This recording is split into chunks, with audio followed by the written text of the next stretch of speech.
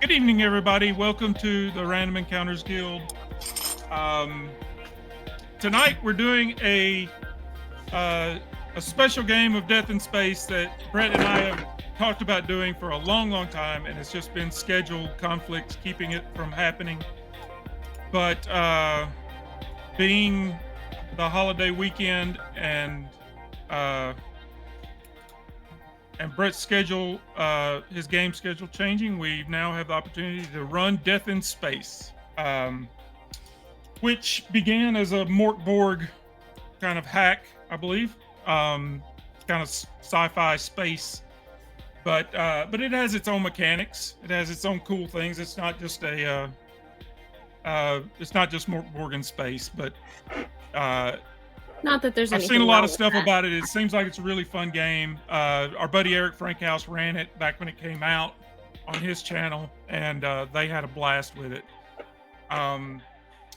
So yeah, we'll go ahead and get started. We'll do quick intros. I am Guildmaster Scott. I run the Random Encounters Guild, and we just play different games. We jump around from system to system, and we enjoy playing with new people and have new GMs join in and get in on games. I'm also writing a game with my writing partner Kevin. It's called Chain Theory. We've run it. We've play tested it at Gen Con, and we had a pretty good head of steam, and then Kevin's wife had a baby, and so things have can't kind blame her of for been that put one. on Which hold. is for more a bit. important. It is more It is. important. I'm not Okay. complaining in the least. I'm just saying things have been kind of put on pause for a bit, because he, as a good husband, he sleeps during the day. He lets his wife sleep at night, and he stays up all night and takes care of the baby while she sleeps. So our schedules are conflicting now, and but we've pretty much got it mapped out. Everything's set. We just got to start getting art and stuff like that done. But anyway, that is me. Man, it's a shame you don't Jenna. know any artists whatsoever. Oh yeah, it's a shame I don't have that covered. My daughter wants to. She's going to do some art for it. I've already told her that we're going to get her to do art. So That's cool. next up is Jenna. Hi, I'm Jenna. I'm around here sometimes, and also I'm on Fem Gamer Party sometimes, where I also do the occasional shenan. And I've also written games. More than Scott has, because I have 2 of them and he only has half of one.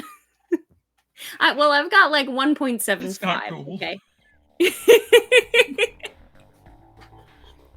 I've also been working on this a few more years than he has, so Yes. there is that. Scott and I are going to be players this evening. I have never played Death in Space, and up until about 2 hours ago I was like, 2 or 3 hours ago, I was like, so is it powered by the apocalypse? And they were like, no, it's Mort Borg. And I was like, oh, okay, cool.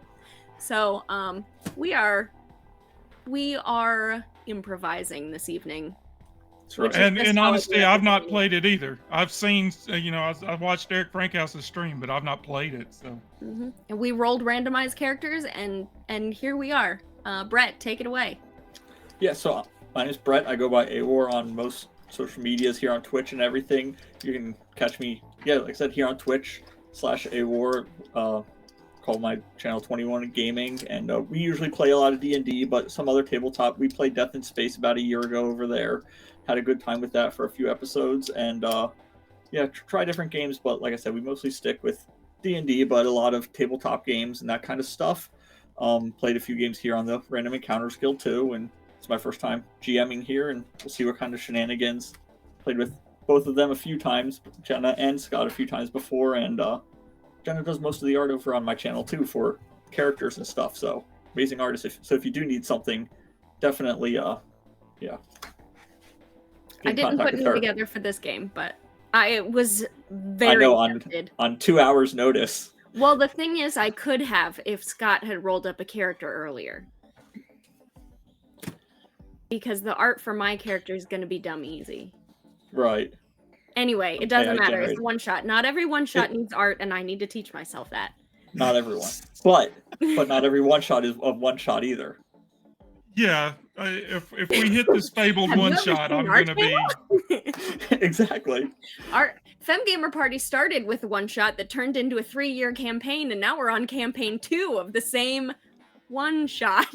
Exactly. See, so you just gotta have some fun and see where it goes. And hey, if we like the system, this could kind of be. We could use this almost like for the Random Encounters Guild as a kind of Blades in the Dark in space, because you guys will have a spaceship. You guys will have, you can take contracts, and if other people want to join in, and we can have different GMs and play it that way too. I'd be fine with that. I want to get back into Blades in the Dark. Yeah, I want to play another one of them too. So we had summer seems to be like crazy for everybody. There's always I feel like every summer, like, you just can't get games together, and I always feel like it's other people's fault and not my fault. And then I think about it and I'm like, oh, actually, I went out of town twice and we had people visiting us 3 separate times back to back to back. So also I was unavailable too. But it's still everybody else's fault and not mine. Exactly. All that to say, as we get into fall, I'm hoping to play more Blades in the Dark. Yes. We definitely are going to bring that back. That's definitely something I want to get back into. And we're still running our Chain Theory game. I've got every other week we're play testing that still, just to get experience running it and see how it, get any feedback and things. But yeah, there's a lot of games that I've been sitting on that we need to get into play, and I've just kind of been waiting on summer to get over, so the scheduling conflicts kind of die down. But well, if this is going to be a one shot, I don't want this to be like you were saying. We were talking about, let's not bring up the Femgamer Party Halloween one shot from last year. That's still going, isn't it? It still has not been completed. It extended to 3 episodes and then got put on hiatus and still hasn't been finished. They're gonna finish it. Our GM is a very, Halloween. very, very, very, very busy man and is rewriting his book to get away from the OGL. So he has got a lot on his plate, and it just hasn't worked out for us to get back into. We're just gonna play it for Halloween. Like, it's not a big deal. Yeah, We I said think it that's was the a plan. weekend. We're waiting for Halloween to come around so we can finish it a year later. Yeah. Obviously. So Brett, take it away. Yes. Let's die So, in space. like we said, this is Death in Space, so that we are doing the built-in module from the book called Welcome to the Ring. So, among the countless spacecraft and space stations connected to the Iron Ring is Aurum 80, a forgotten corner of the Aurum sector. Many hardworking survivors are stuck there, saving every hollow earned for a cryo ticket out of the place, or spending them all on non-fizz, which is a virtual reality, non-fizz, virtual reality drugs, or the corrupt bridging ticket lottery. During the Gem Rush, Aurum 80 was the last stop for miners to head down to Nauro's surface for their next job. Tension is growing in Aurum 80, and unless reduced, things can escalate into a gang war between the 2 gangs, the Pasel and Parliament. The Pasel controls the output power in the sector, and the Parliament controls the computing systems. Both use their resources as a tool in the conflict, and the patience of the ringleader, the whole Aurum sector, known as Thorn, real name is Soro Ragosa, is wearing out. So you guys just arrive at Aurum 80 on a shuttle. You guys had just spent the last of your money on an old, ramshackled old spacecraft that you're hoping to fix up and get out of here. You were told it's in airlock 13C in the docking bay. So you pull up on a shuttle in a docking bay. So you get off of your space shuttle. You see it's a labyrinth of like a metal shanty town. Hundreds of flickering lights all over the place. They hang from big chains. Water dripping everywhere on the floor. There's big letters and numbers that once showed directions.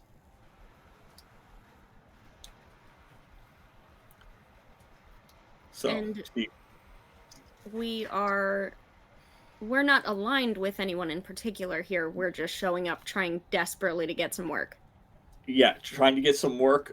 You know that there's two known kind of gangs that kind of run the two systems on this little outpost, and you bought a ship, but the ship came with a debt for its docking slip. So you're gonna owe a salvage crew about 500 hollows. So that's how you got the ship so cheap. But you got to figure out how to pay off that debt and yeah, get some fuel for it because it's out of fuel too, and then head out. How many hollows did your randomly generated character come up with? Not 500. I have 10. I have 18. I think now might be a good time to introduce our characters since Yes, perfectly. So, yeah, Jenna, why don't you introduce your character? Sure. You see, coming off this ramshackle ship, which I almost want to name the Reforged Hope, just to harken back to the to the Starforged game that we played on the Reg server. A sort of white outline, a fuzzy outline of a person, and every once in a while there's a bit of chromatic aberration glitch, but usually white. And depending on how close she is to the ship, sometimes she's just like almost 2D pixel art, and sometimes she's very simple polygons like an old Nintendo 64 game, and sometimes she's fully rendered like a PS5 game kind of thing, but she is a hologram. My name is M1R4-3.752, or Mira. And I am very happy to have our ship and to be off that portable drive. Tight and constrictive as the ship is for me. So I'm happy to be able to take physical form again after quite a while of not having a ship. But our ship is going to also, pass the debt. It needs upgrades in order for me to like fully be able to,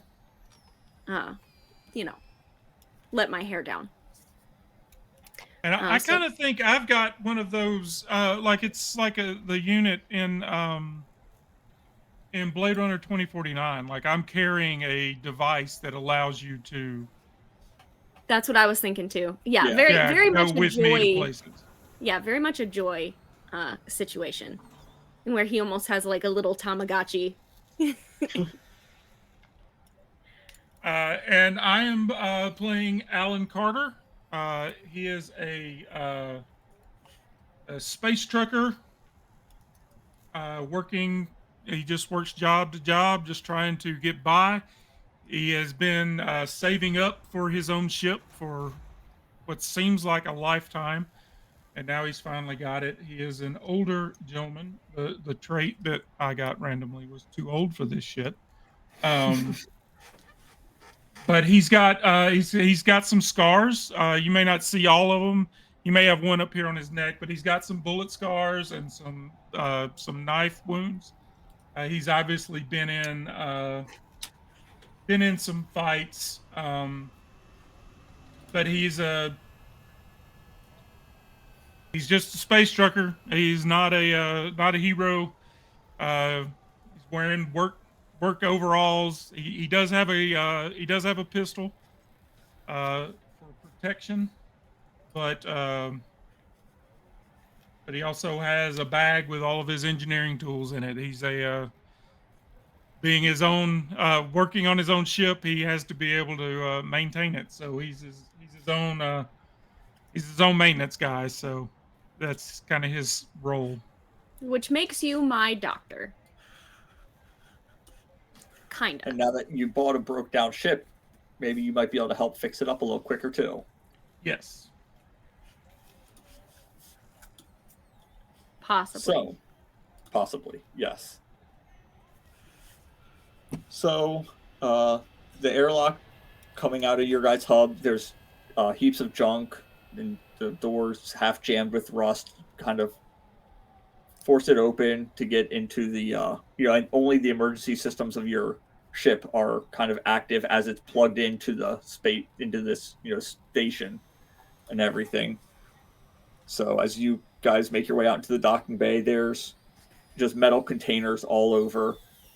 There's repair shops, different bars, people just milling about all over. It's pretty not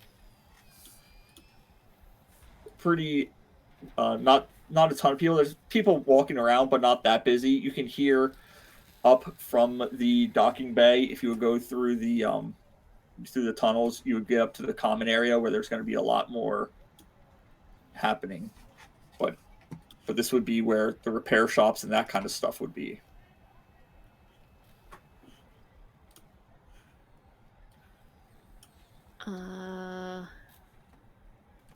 Good. So at this point, you guys could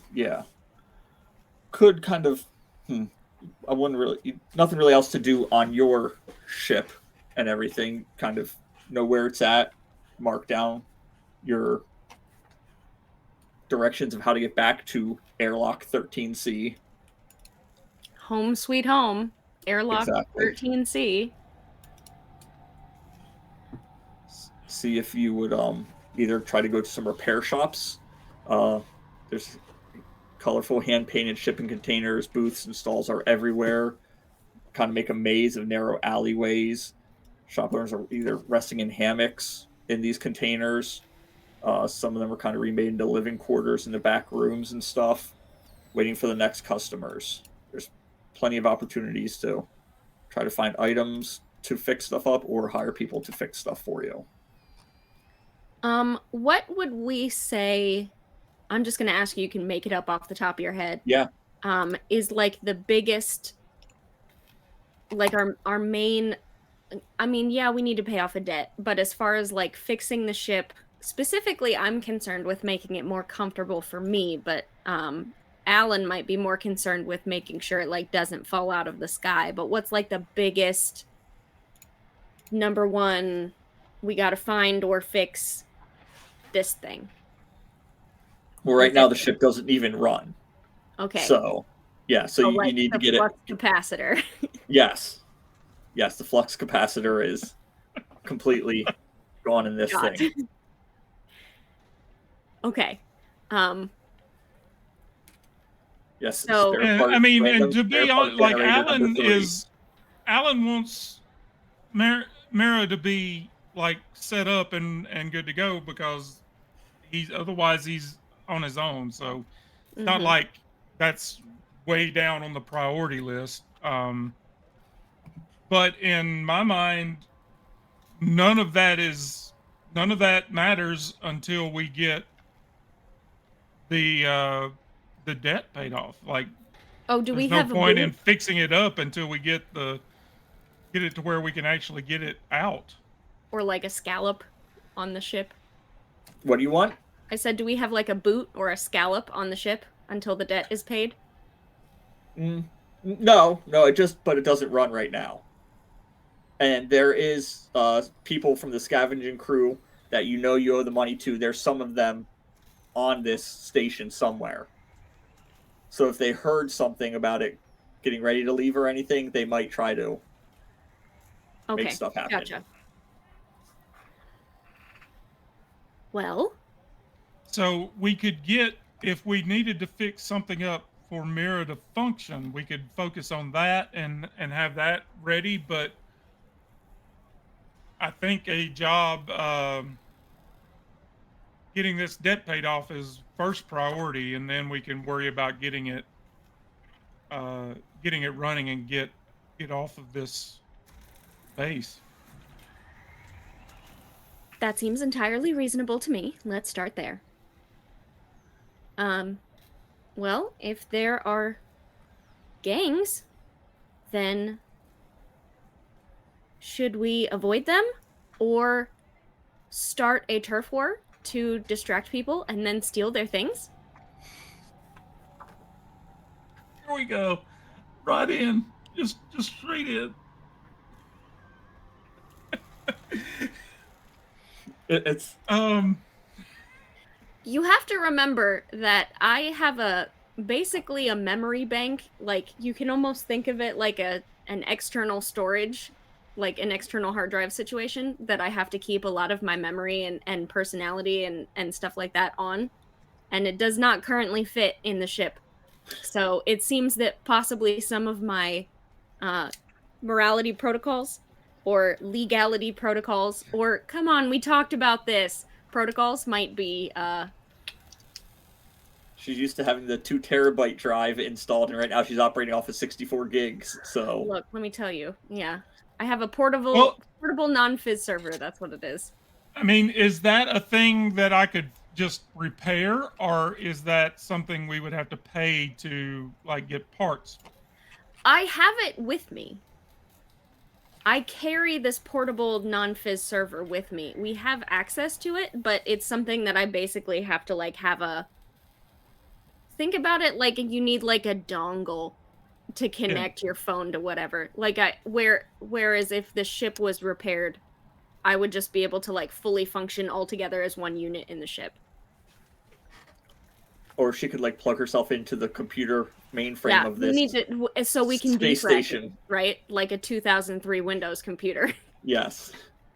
Remember that on I used to do that Friday nights. I used to clean up my desktop, defrag my computer, restart, let it do. Like I used to have like See, I never have to clean up my desktop because I hate stuff on my desktop, so I only ever have like 5 things on my desktop at a time. Ever. anyway. I hate having anything on my desktop. But How does yeah. Alan respond to that? Because I think a gang war, if done correctly, could be entirely helpful for our plans and our needs. How is that, Mira? How is a gang war going to get us the 500 hollows we need to pay off this debt? Well, there are multiple ways a gang war could be helpful, assuming that we are not in either of the gangs. One of which is when people die, we could loot their bodies. But another is that during the confusion and chaos, we can steal things from the shops nearby. By we, I'm assuming you mean me. I'm perfectly capable of stealing too. Now, while you guys are having this conversation, are you guys like hidden in your airlock by your ship with no one else around? Or are you guys just like casually walking down alleyways and stuff having this conversation?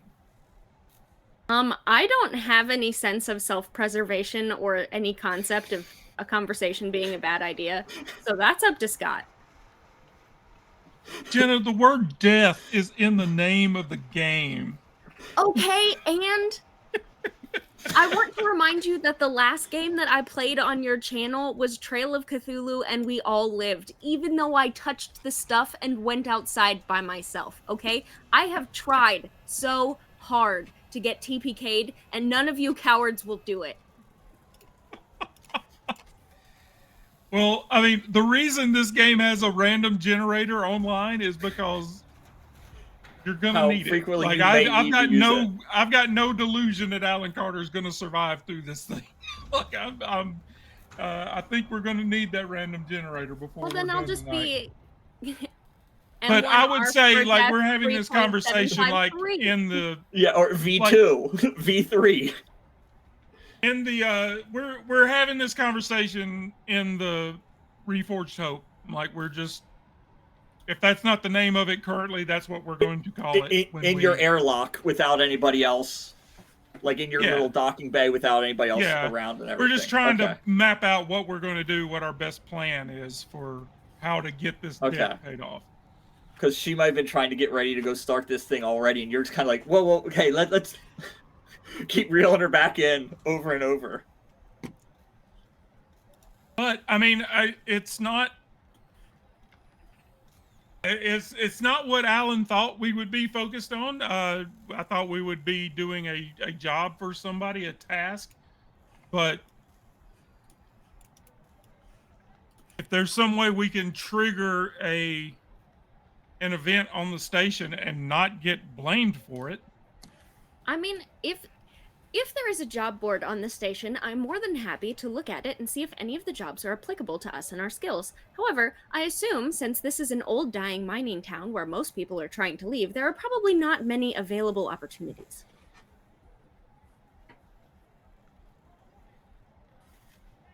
However, your solution does seem like it could be quicker than mine, so we should try that first.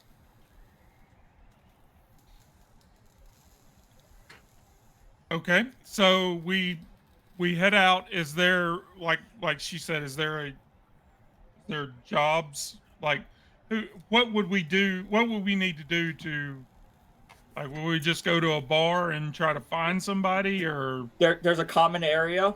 Let me, if I can get this.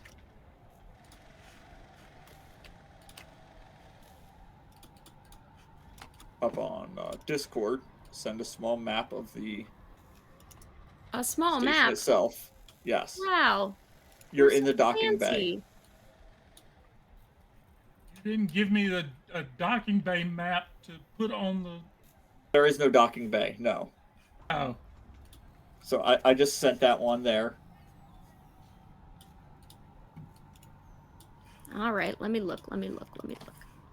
So you guys are in the docking bay right now, or you guys were at your hub, airlock 13C, or 13C. You walk out of your hub into the docking bay where all the containers, the dark alleyways, the dinginess is. You could go up to the common area, and there should probably be a lot of stuff there. That's where all the activity is going to be, in the common area. Okay. I also you know the noticed two the Hina Tsurutsuru bar, which There is, yes. As you guys start I'm asking sure an around, establishment like that at least has some sort of hollow bulletin board near the bathrooms we can check.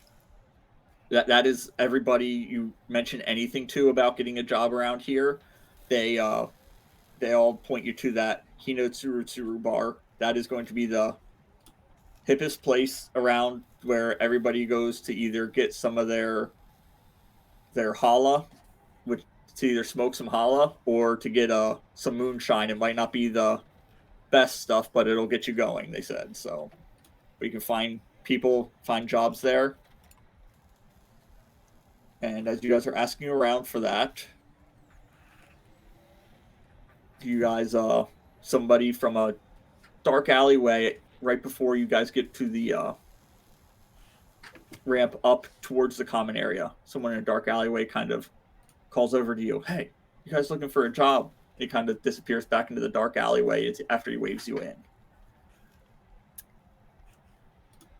At which point I turn to Alan. You are correct. This was much simpler than my solution. And I just start. and Alan puts his hand on his pistol at his hip. He has an AI revolver. And follows Mira into the darkened alleyway.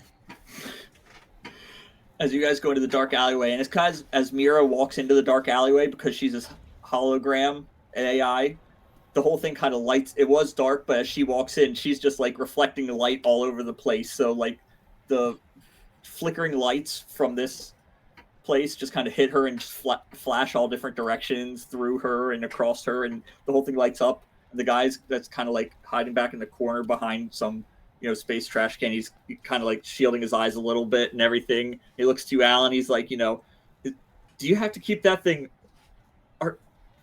Are you alive? He goes to Mira.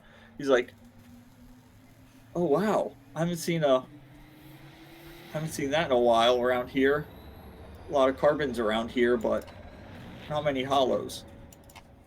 So, but he's a little amazed to see one, but I don't stay together very well when he tries to poke, I kind of like glitch around. Yeah, it doesn't hurt him or anything, but Right.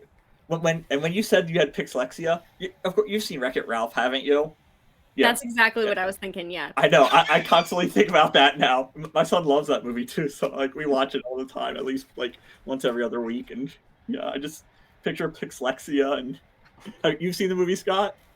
Oh yeah, I have a 14-year-old daughter. I've seen all of the movies. Yeah, Exactly. So he says to you, he's like, you guys are looking for a job. How many hollows do you need? And he pulls out like 3 different little flash drives, and you recognize the flash drives. You kind of hold up. You guys have one of your own, and it's what you kind of keep your hollows on. You can put it up to yours and transfer hollows around and everything like that. He has 3 different flash drives, and you can kind of see on each one of them they say 100. So he has up to 300. But he says, how many hollows do you guys need? That is not usually the order of operations for our transactions. Well, you see, there's a guy around here. I need him taken care of.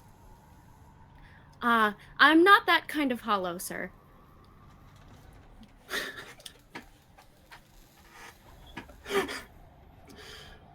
If you could, he'll kind of look at you again, look at Alan, look at you, and be like,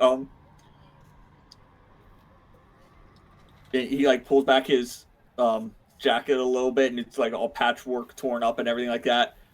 He puts his hand on like a little pistol down there, and then pulls his hand back off to show you. He's like, I think you, sir, know what I mean. His name is Ezra Pascal.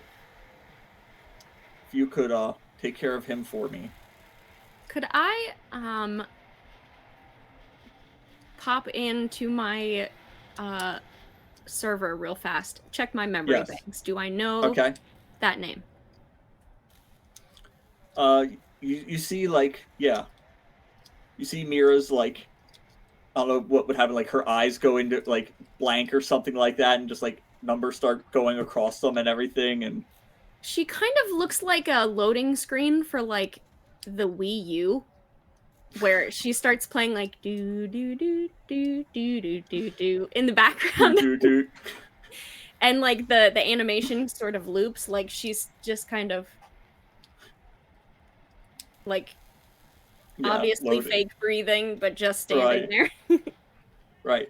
And then all of a sudden you come back and you realize that you haven't met this person before, but their name is on the ticket, and at the bottom of the ticket that you got when you bought your ship as to who to pay the debt to. Alan. So this is the head of the salvaging crew that holds your debt. I believe we may be able to solve 2 problems at once. He looks at you and he's like, 2 problems at once?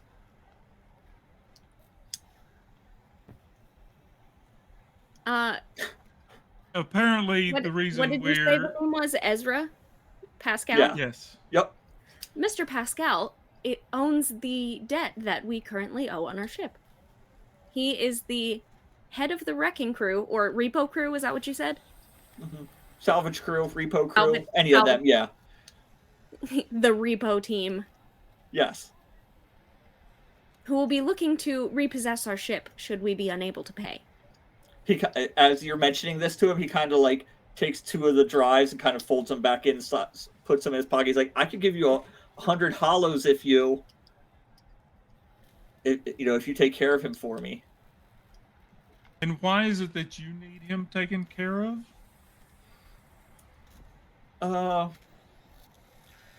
Let's you just owe say him money as well. We are talking about murdering someone, correct? Because I'm not the other kind of hollow.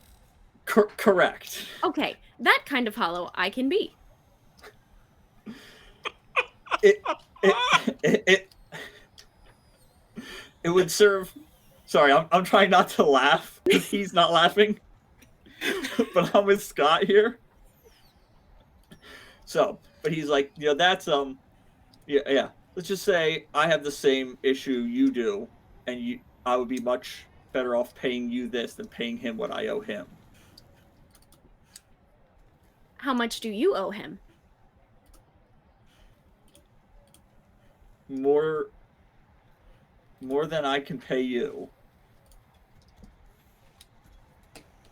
What do you owe your debt for? Do you also have a ship?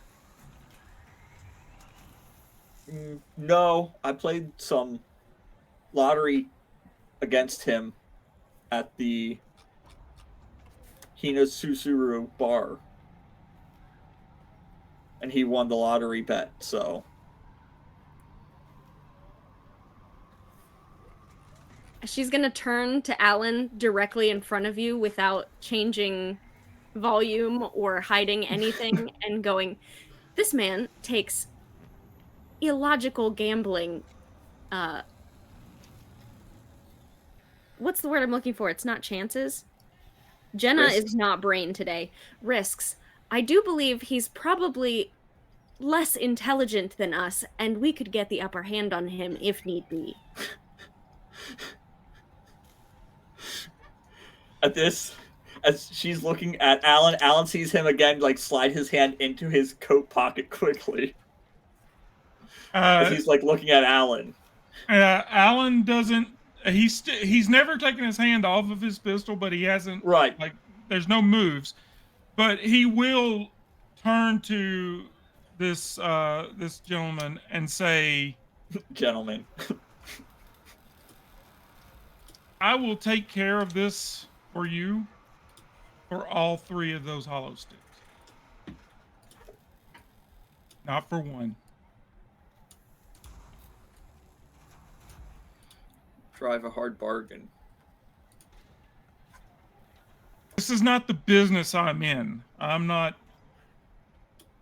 This is not what I do. I fix ships. But... Do you want to roll me a savvy check? See if you can persuade him. The nice thing about this game is it's DC 12. And so to do anything, that's a D20. D20, DC 12. Add your savvy to it.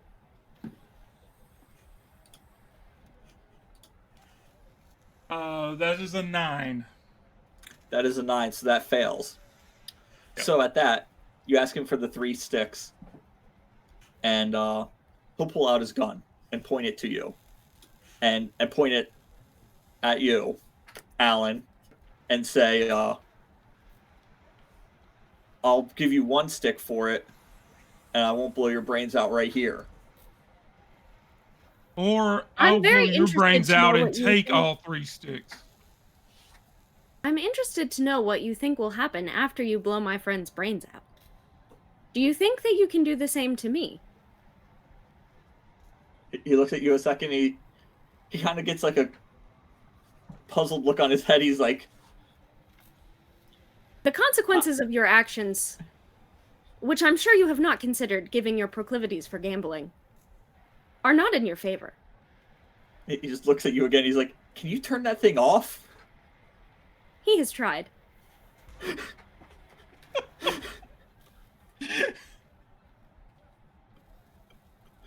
Here are your options. Alan still hasn't We drawn will help his you pistol, for but all of your it's also like he does say that. What's to stop me from blowing your brains out and taking all 3 sticks and Right. going on about my business? I'll be more than halfway paid off with your 3 sticks. I got a feeling nobody's going to miss you any more than those 3 sticks. I'm going to put my hand up, and the hologram of Mira turns into, like, her fingers turn into, like, very sci-fi alien probe looking things, like the kind of stuff that in movies, like, you know, in like goes into the gets in your ears brain or whatever. Yeah. Total Recall sort of thing. It doesn't do anything. I'm just holding up my fingers, but I'm like, I would like to help with the we're being Right. Yes. intimidating. Go ahead and Mira, Jenna, why don't you give me a savvy check also with advantage? You have First, him. roll You have him up. behind you with a gun. You have your hand things definitely with advantage. 18. Okay. I wasn't myself very smart because this is a black die with dark purple letters or numbers, and normally it's totally fine, but I'm in dark blue light, so I'm like, Yeah. Yeah, I'm rolling my fallen stars, and it's when we started, I thought the same thing. It's like, oh, this was a mistake. There's So a I'm reason I don't switching- roll these that often is because I can't see them in the dark. I'm Yeah, switching I to these will- ones. I need like high contrast dice, otherwise my eyes aren't good, so I can't read them if they're not high contrast. But he he does kind of take a step or two back, kind of lowers his gun a little bit down to the side and everything, and then the stick he has in his other hand, he just tosses and bounces to the ground to you a while. He says, "There's 100. Now get it done. I'll give you the other 2."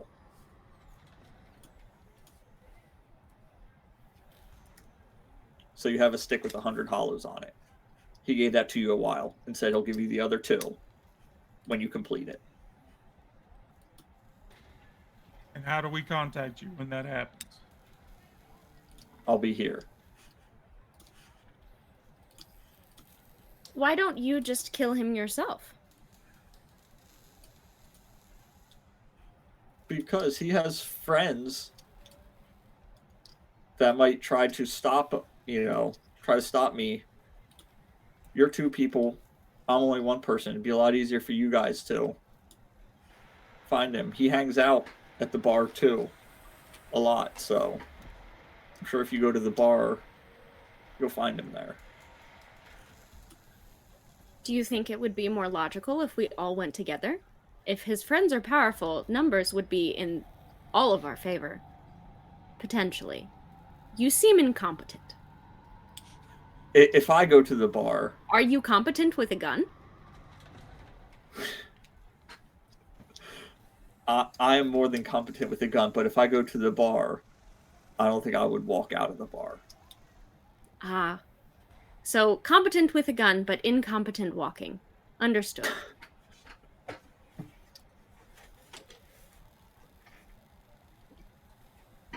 Jenna plays this character amazingly. Yeah, welcome to role playing with Jenna. This is every game I've ever played with Jenna. I just wish that my brain were working a little better right now. I keep forgetting words. That Orbital Blues game I was telling you about earlier, like there was a direct line and everybody followed that direct line except Jenna. Jenna went off and had her own little game, her own little adventure. Look, and everybody else was over here doing all of this, and Jenna was over here doing. Assigned me. I don't remember if we had random generated characters or if you assigned me a pre-gen, but either way, the character that I was given was a coward. That's the only character trait that it had on my sheet. Coward. What on earth makes you think that a coward is going to walk straight into a gunfight? That's not happening. Nope. Okay, so Alan picks up the stick and tucks it away in one of his pockets of his coveralls, and I would like to remind you: do not plug that in directly anywhere which I need to abide. Yes. Space duties. But he looks at this guy and he says, "Don't make me come after you. If you think this Ezra guy is a problem, don't make me come looking for you." I would like to know what else you know about Mr. Pascal and his friends. How many friends does he have? What kind of weapons do they have? That is a good question. Does he have any proclivities or vices that we might be able to use to our advantage? Besides potentially gambling, for he seems to be either good at that or knowledgeable and connected enough to cheat. Well, he has a spacecraft that's in airlock 14C. So, which clicks immediately in your mind, well, we're in 13C, he's going to be right next to us. So, but he's probably at the bar. The information he gives you, he's probably at the bar. He has a spacecraft that's right next to you guys. He also owes the Federation that runs the whole thing, the whole space station. He owes them a large debt for fuel because his spaceship it's like a big top of the line newer one. But so he owes them a good bit of money for fuel. But he has a couple of containers in the docking bay right outside his air dock. He probably has 2 others with him right now. The rest of his team, which would be about 5 more people, are out on salvage missions, so they're not at the station right now. The 2 that are here are Elizy and Gonza. So it'll be him and 2 others. I still hear my daughter awake upstairs. So can we Okay. take a 5 Take a minute 5? break? Perfect for a 'Cause it 5-minute seems like break. Daddy was not successful in his bedtime endeavors. Sounds great. All right, everybody, we're going to take a Perfect. quick break, and we'll be back in 5 minutes.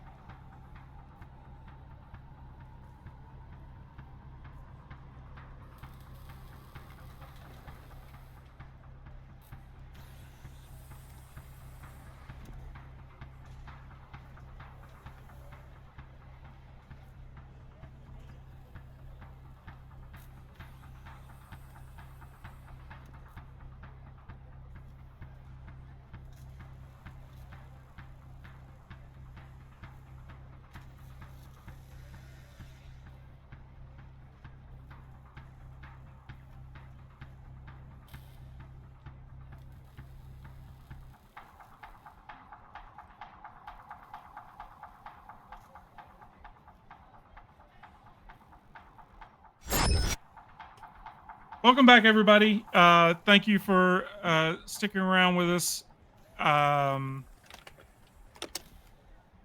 Before we get started, I do want to mention the sounds, the music, and the ambient sounds we're playing tonight are from Sirenscape. If you're playing a game and it really helps to have the sound effects and music. Sirenscape is pretty much the best you can get. So that's what we're using. Definitely want to give them a shout out when we use them on stream. So,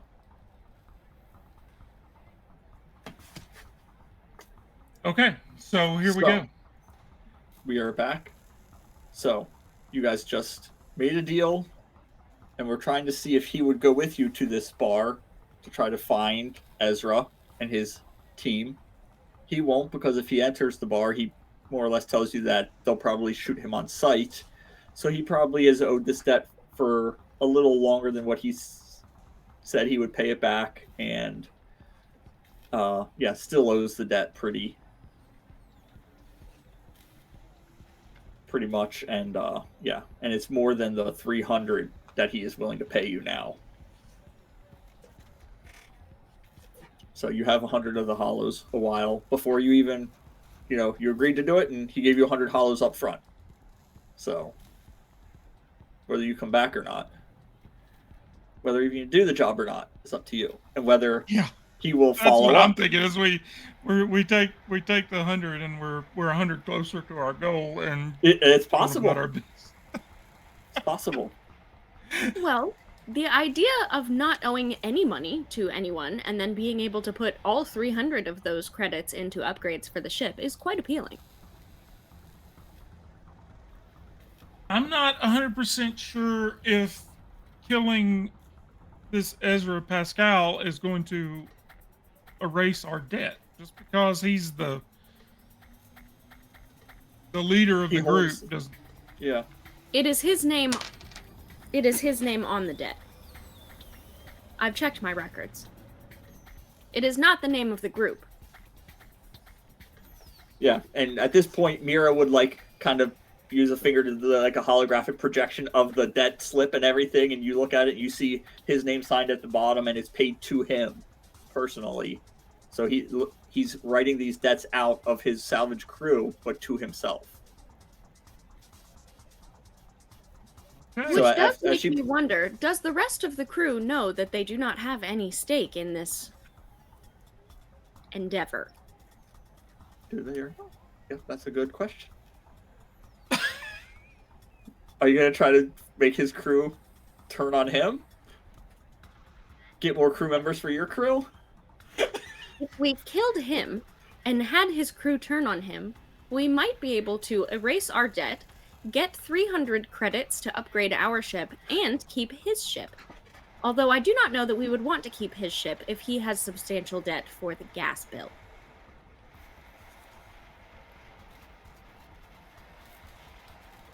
Yeah, so as you guys are kind of discussing this, you walk out of the dark alleyway and everything discussing this, start going up the, the airlock up to the common area and everything. Right before you get into the airlock up to the common area, right to the side there, there's a little doorway. You hear a flushing sound and some guy walking out, and he's like, "Did you hear somebody finally bought that piece of junk spacecraft in airlock 13C?" Talking to his buddy and everything. You wanted me to throw that in there, Scott, didn't you?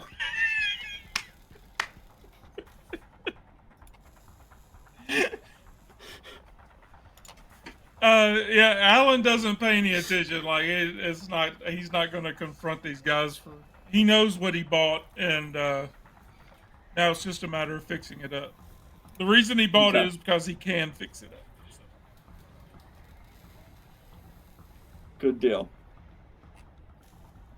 So you guys get up the airlock, make your way up to the common area. Do you think we should stop for a second? No. Nope. Okay. I'm eating chocolate-covered pomegranate seeds and accidentally dropped one, and I didn't want to, forget about it. Yeah. So. Perfect. So you guys make your way up the airlock to the common area. This is a chaotic, bustling area with noise, activity all over. There's sharp synthetic smells that emanate from a multitude of food stands all over. Scaffolding and platforms rise several levels above the floor. It's filled with people. There's tight bed capsules. You can rent beds here to sleep and all that. There's paths carved out between just piles of stuff, old parts, broken stuff. Yeah, the scaffolding, you look up and you can see on the third floor above a bunch of the scaffolding, there's this, the Suru bar that you heard about. You see brightest lights in the common area there. Yeah, there's definitely a bunch of people. You can just looking around. There's, people fight. There's small fights breaking out between people. There's people looking around for jobs, asking for work. A lot of people have old mining gear on, tattered clothes and stuff. Used to work mining and stuff, but that's dried up a lot. There's still some going on, but very, very little. So, yeah. I would like to take a look around and then look in my memory banks again and see if there's anybody in all the hubbub and chaos that I would recognize as important in this sector, or anyone I would recognize as being part of Ezra's crew. Just like general stuff like that. Okay. So, there is one person. They're an old friend that the two of you know. You guys haven't seen them in a few years. How did you guys know him? Or her? What's their name? Is it a him or a her? Do you want us to roll up another random character? Whatever you guys want to do. I got this. It's an old friend. There's an old friend here. So probably previous ship crew then, I would think. Let me roll for it. Hebo Jorts. Koa Oak. Carbon. Okay. A gearhead. Background Orbit Vagabond. Rough. Covered in tattoos. So, engineering starter kit with them. So probably this was previously someone on like an old ship. You used to run ships with you guys. Might have been the engineer. Okay. So yeah, as you're scanning the area and everything, or he might have even helped fix stuff back with Alan back in the day and everything. Ran ships with you guys. Might have been an engineer, but you're scanning and your scan picks him out of the crowd and everything. You see him, just stone's throw away over there and everything. So you guys make your way through the crowds, and go over to him. What was his name again? Koa Oak. I put it in. Okay, yep. See, perfect. So you guys see Koa over there and everything, and like as you guys are just about to get to him, he looks over, he sees you, and kind of like raises his hand to see you, and waves you down. I will keep the random generator up, so if we need to make any more NPCs, we just got it. Okay. Right. Yeah, I have it up too and everything, but this was I wanted you guys to now let me know how you know him. You said this is someone that we have parted. We are friends, good terms. Friends, yes. Yep, he is a friend. So maybe then like a previous like apprentice on the old ship, and you were like teaching him how to be the engineer. Yeah. Because you're like balls old.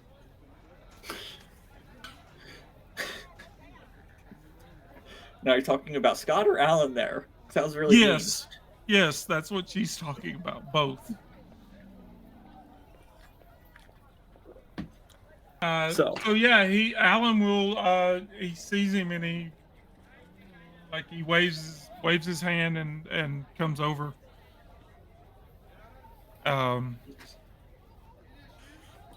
What are you doing here, Koa? Why are you here? I've been here for a while. I tried that engineering thing. It didn't work out, so I was mining for a while to make the hollows where I could. But when it dried up, I just didn't have the money to get off the station, and so I've been kind of stuck here. We're making more hollows mining than engineering? When Every the ship mining needs an was good, engineer. when the mining was good,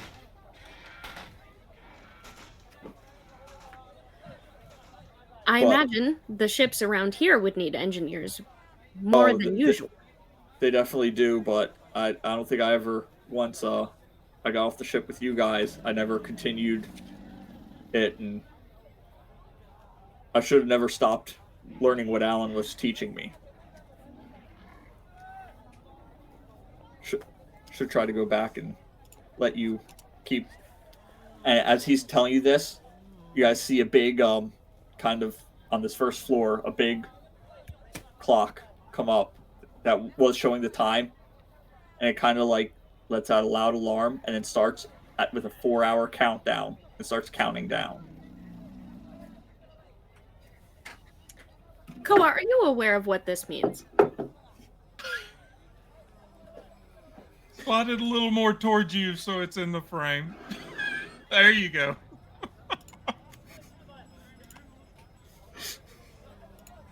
I knew we were in trouble when I saw the hourglass behind him. I was like, oh gosh. Every time I see a GM break out an hourglass, it's like, here we go.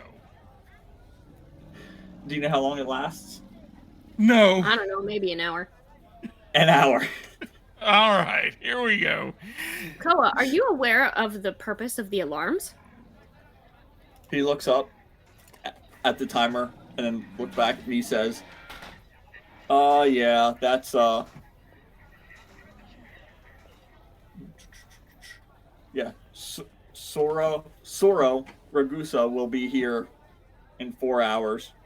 She's the one that runs this the whole this sector and everything. So I know she's been mad at Roy and Monotone, the leader of the two gangs. So she's been mad at them for a while. So when she gets here, there's probably gonna be hell to pay.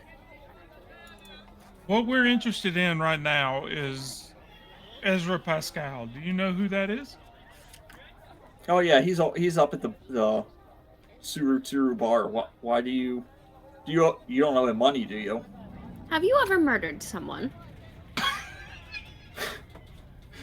He like looks around at the crowds, but as Alan like goes to like try to quiet Mira down and everything, but the amazing thing is the crowd just keeps walking by. Like no one even stops to do anything.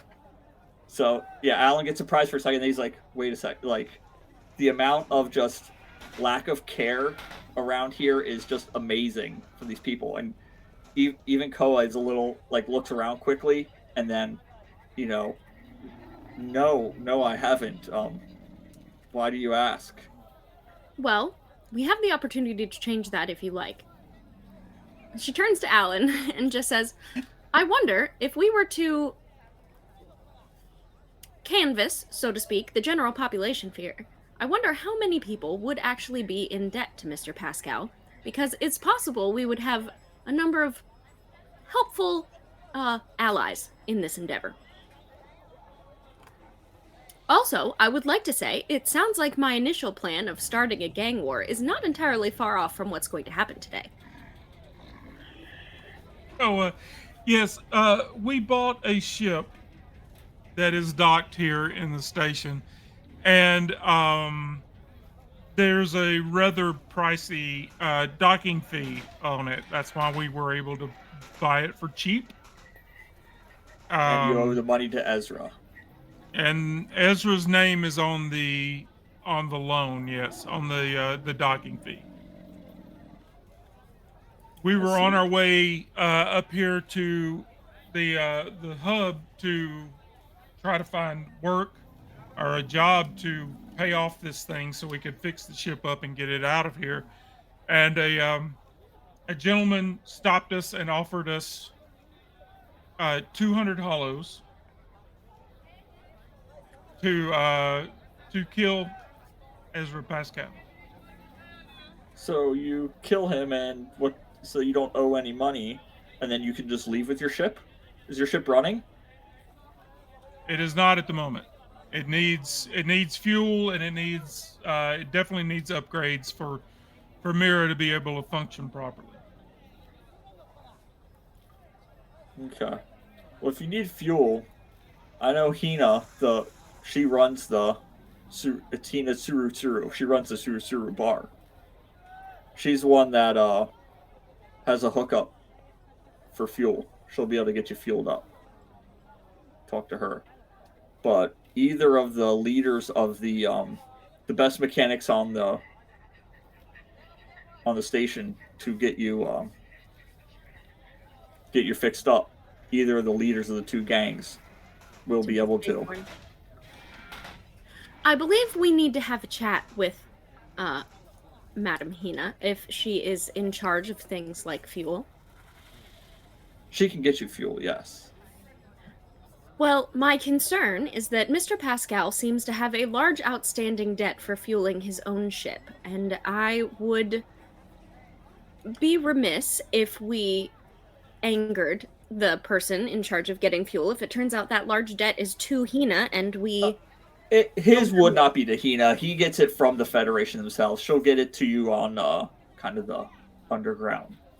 So you didn't hear that from me, but she'll get it to you on underground, not from official sources. It'll cost you a little less.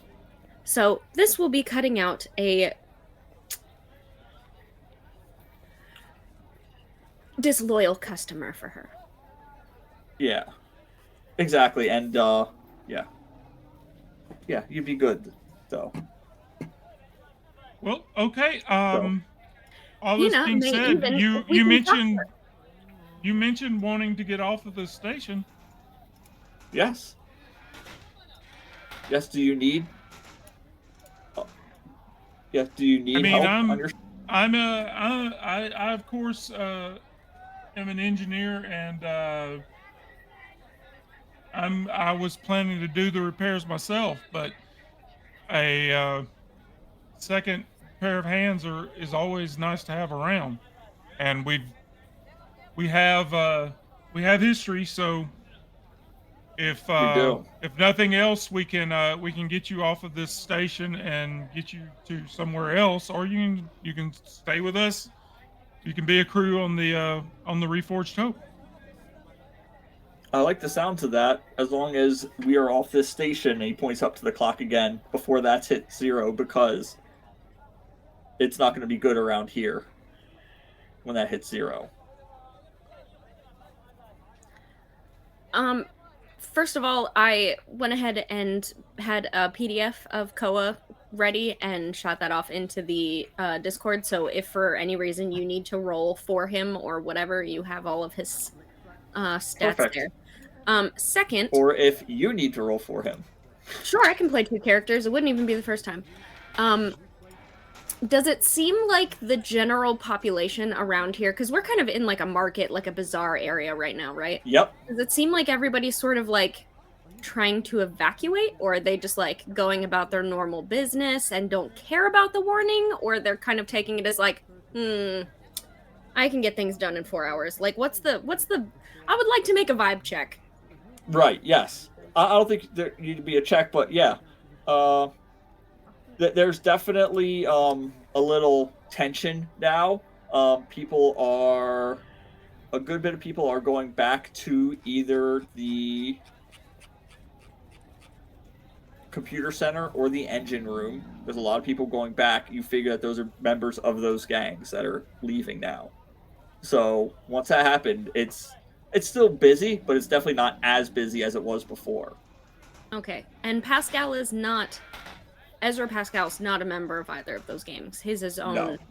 Yes. Excellent. This seems to be very fortuitous timing, because we will have much less chance of accidentally starting a gang war earlier than is going to happen, because all of the gang members will already be off in their own areas.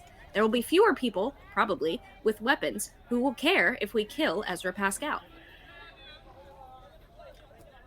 Yeah. Well, let's go. Before we go to do that, though, we'll need time to fix the ship up. Do you think we should go to either of the two gangs to try to secure parts to fix up our ship. Because I know that they control. Either of them can get parts. I mean, our idea was to get the docking fee paid before we worried about the repairs, but this person coming back is going to affect us in some way. Well, when they come here, they're if you're talking with any of the gang members, they're not going to be happy with either of the two gangs. So anything you might have going on might end immediately because they might be basically lets you know that there's probably going to be, like Jenna said, a turf war, but a regime change. Yes, a regime is coming in mass to layoffs. Yes, forced layoff. Okay, well let's go. There will be a deadly conflict happening at that point. We need to make sure Mira has what she needs to function on the ship, and fuel were the main two things that we require. I have a suggestion. If we are already planning to murder this man to get rid of our debt, he has a ship with functioning parts, systems, and fuel. We know he has fuel because he has a debt to pay for the fuel that he's bought. He does. So you want to take his ship instead of the one we've already purchased? That would be illegal. What I'm suggesting... How did I say that with a straight face?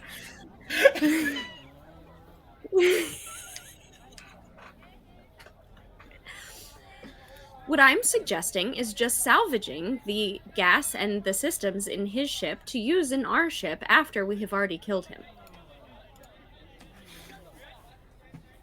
Recycling is good for the environment.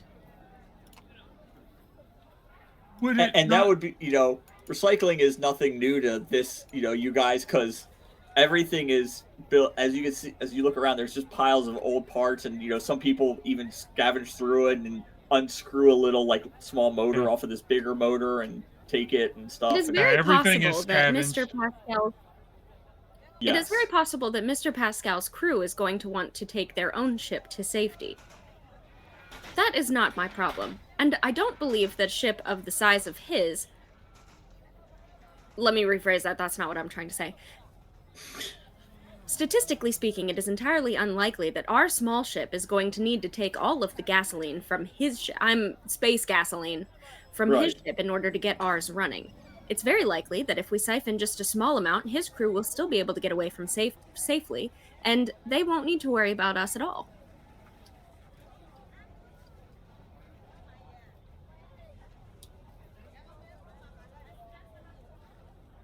Krakoa nods convincingly at her and kind of looks over to you. She does have a point, he does have kind of the...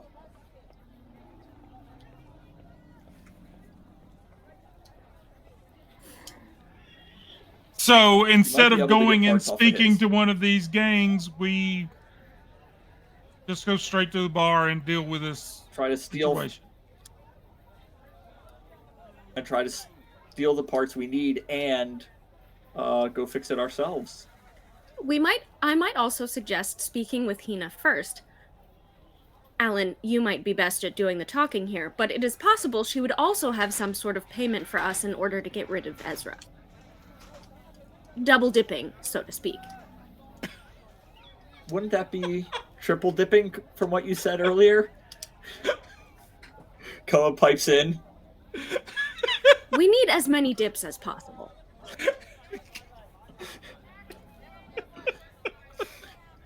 Koa is the moral center of the, that's the problem. Of the group.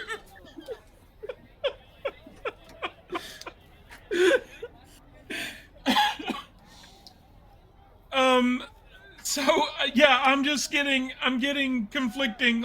Do we go talk to the gangs? Do we go talk to Hina? Do we go to Ezra's ship? Screw the gangs. They're out of here anyway, and they're not going to help us because they're trying to get their own stuff together. they're also going to be a problem if we run out of time. Totally forget the gangs. Let's not worry about it. Let's go talk to Hina. 1, she's probably going to have info on where Ezra is. And 2, we might be able to get some sort of arrangement, some sort of deal, some sort of something out of her for us to get rid of Ezra. Said that Ezra was at Hina's bar. Right. But he doesn't know that we're looking for him yet. And he probably has not seen our faces. So talk to her first.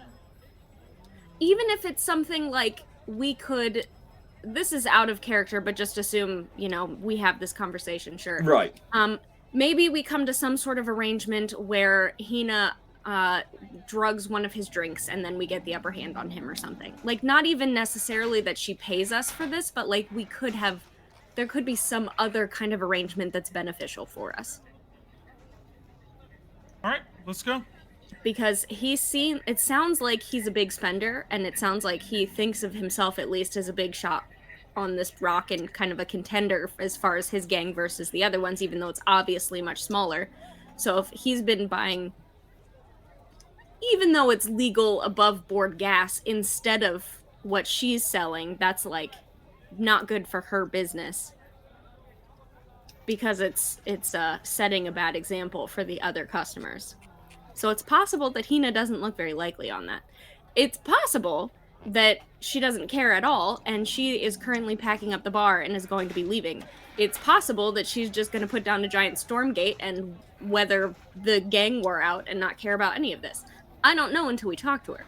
But can't hurt to ask. Okay, let's go to the bar then. Okay, you guys make your way up the steps with Koa with you. Go up to the 3rd floor. Make your way to the Tsuru bar. It's on the 3rd floor of the scaffolding. Bed capsules have been removed to make room for this famous bar, which also extends like a balcony to the platform outside. It's the main hangout for workers arriving from late shifts or anyone who wants to drink, gossip, boast, or get high. It's dim and constantly packed with people reeking of smoke and sweat. Offensive holographic entertainment flashes rapidly, providing the only lighting together with tabletop surface lights. Wires and cloth hang from the ceiling. The entertainment is old and bright and sometimes triggers seizures. Those who manage to get a seat at the bar without bumping into someone can get some... those who manage to get a seat at the bar without bumping into someone can get some, but bad, potent moonshine and synthetic udon noodles with fake on to slurp down. I was hoping for a Magna shot, but I suppose I will abstain for the moment. So you guys get in there. As soon as you get in there and everything, why don't both of you roll me a savvy check? See if you get a space at the bar. It's whatever you roll plus your ability, savvy. Right? Yep. Okay, so I got literally a 13. Okay. And I got an 11. An 11. Okay, now Scott, remember, from your last time, you had one void point from when you failed your last roll. Remember, you're savvy. You got a void point for that. Yeah. I didn't realize I got a void point for that. So. Yes, every time you fail a roll. You fail. Okay. Yes, every time you fail, you get a void point. So now you have 2 void points. You guys get there, and what can I do with void points? What you can do with void points is give yourself advantage, or let me go back here quick. Activate a cosmic mutation. Activating cosmic mutations. What is that? I want one. I don't think you guys have them yet. No. How do I get get one? advantage on ability check or attack roll, or get a cosmic mutation? Yes. Get a cosmic mutation. Yes. When Can you level give up, me you an example of a cosmic mutation? I can.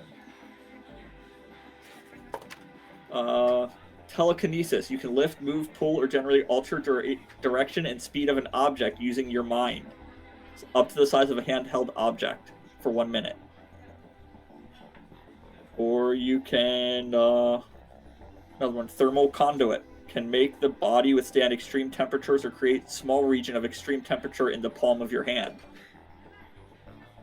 Page 40 and 41. So, Okay. yes, So mutant powers. yes, mutant powers. Now, when you use a void point to give yourself advantage, you still roll like with advantage, 2d20. If you still fail your DC 12, then you have a chance at void corruption. You roll a d6 then, and if you roll lower than the amount of void points you currently have, you have to roll a d20, and the void comes out and does something to you. Gross. Yes. Like, if you roll a 13 then, the skin of one of your body parts turns bioluminescent. And there's all kinds of stuff like that. I mean, that's cool though. Yeah. Okay.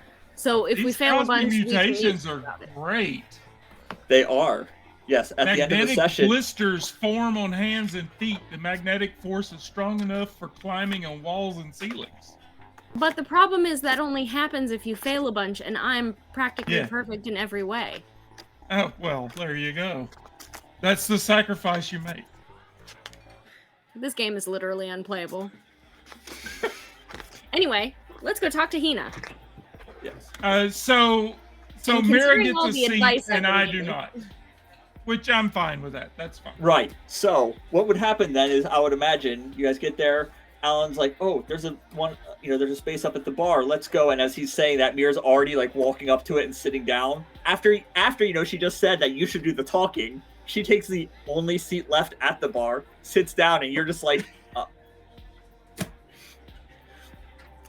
So then a bartender comes over to Mira, and she comes over to you and she's like, what can I get for you? I'm Razi. What can I get for you? And she just looks a little distraught. Right away, you can tell that on her face and everything. Asks what you can get. She starts talking right away and saying, oh, there's gonna be a gang war here soon. Timer's going off. It's not gonna be good. There's a lot I of don't know what to sand in do. that. What's that?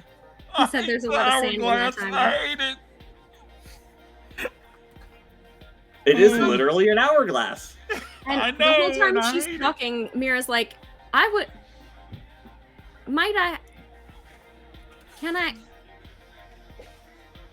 like, she at least programming wise is like trying not to interrupt, but this woman keeps like Yeah. reverse therapizing her, and she just do you have is And, that and yeah, and then she'll like stop and, oh, sorry for talking your ear off, honey. What can I get you? do you have any Magna shots? Magna shots. Let's see. She reaches under the bar, pours something, holds it up. This is the moonshine we have. It should be close enough.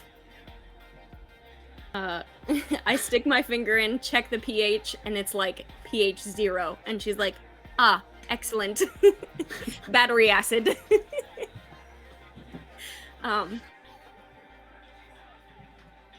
What will happen to you when the clock strikes 0? Hopefully I don't get, hopefully no stray shots come up here to the bar. And, I'll probably hide back in Hina's office, and she points to a door right kind of behind the other side of the bar. Probably hide in there with Hina. Are Speaking you of and Hina Hina, interested in continuing to own and operate a bar in an area that's mostly going to be serving corpses? we need to speak to Hina. You need to speak to Hina. We may Yes, have we a need to- proposition for her. We need to speak to Hina about acquiring some fuel for our ship. We were told she was the person to talk to. You need fuel. She like looks around to see if anybody else is listening. You notice a gentleman at the other end of the bar that like kind of perked up when you mentioned that, and he's like looking down, glaring at you a little bit. She like looks over at him, looks May to I you. help and you, just- sir? He looks down the bar across, another 8 there's like probably 8 people between the two of you. He leans forward, looks down, and he says, why don't you get fuel in your, in your airlock? There's a hookup. You can just get your fuel right from the station itself. There are a number of assumptions you're making about our conversation when you do not have the context. The question was also not directed at you to begin with. Who are you? Completely irrelevant.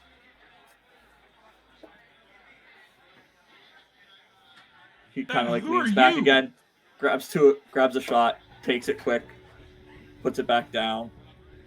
He leans back, then looking behind the people, then to look at Alan.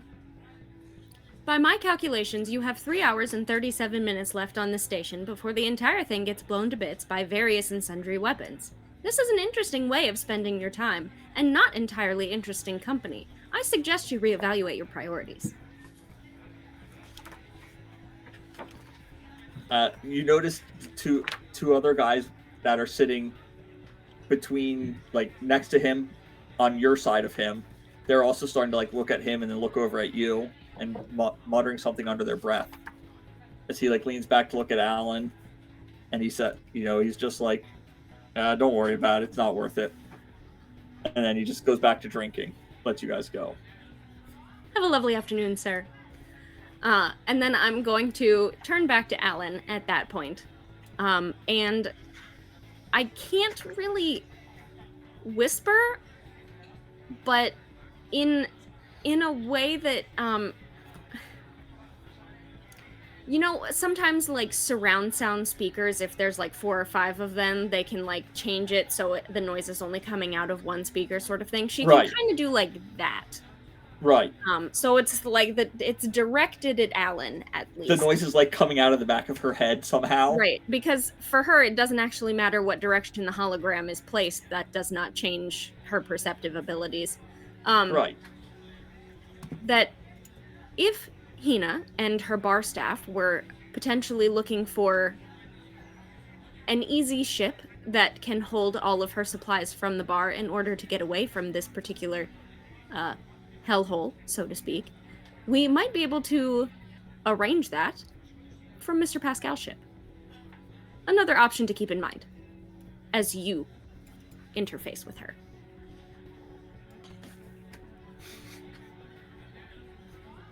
So, yeah, Alan hears that and like he nods, but he's still looking at the dude down the way, but he looks back to the bartender and says, "Can we speak to?" I'm not going to try to pronounce her last name. Can we speak to Miss Hina, please? Yes. So she'll kind of nod a little bit and wave you over around the bar. Come to the back of the bar. She'll open up the door to let you in, and then she would let you in and then close the door behind you and then go back to the bar. So she was not going to enter. Just real quick before we go. Yes. Can I do like a spectral scan of the dude that was giving us lip? Of course. You guys can both roll me another savvy check to see if you notice anything about him. That's a 16 on the die, so 18 total. Yep. Scott, do you want to use any of your void points for advantage? I don't know. I don't know if I have anything fancy, but I'm thinking, maybe like right, some database switching to like infrared or something, that sort of thing. I do not need it. That's a 14 on the die, so it's a 16 for me. Okay. So you guys, as you get a kind of a funny feeling and everything, and then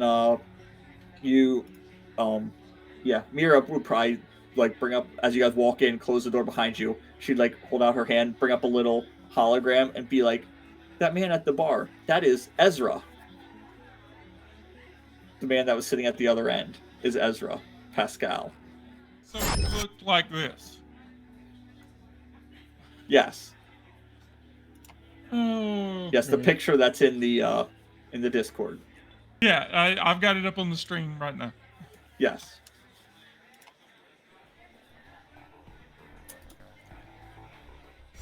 Yep. Well, That is Ezra for you. that would probably be good information, but it's probably honestly for the better that you didn't tell me that, because Mira probably would have just gone like, oh, easy. Well, you didn't ask inside there, but if you would have failed your roll, you would have, like you said, a little red infrared thing, but you would have like looked over at him and scanned him right in front of his face, and that might have made him a little angry.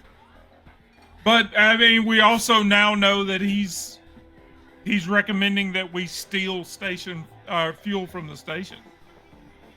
I thought he was recommending that we just pay for legally how fuel is supposed to come through. Yes.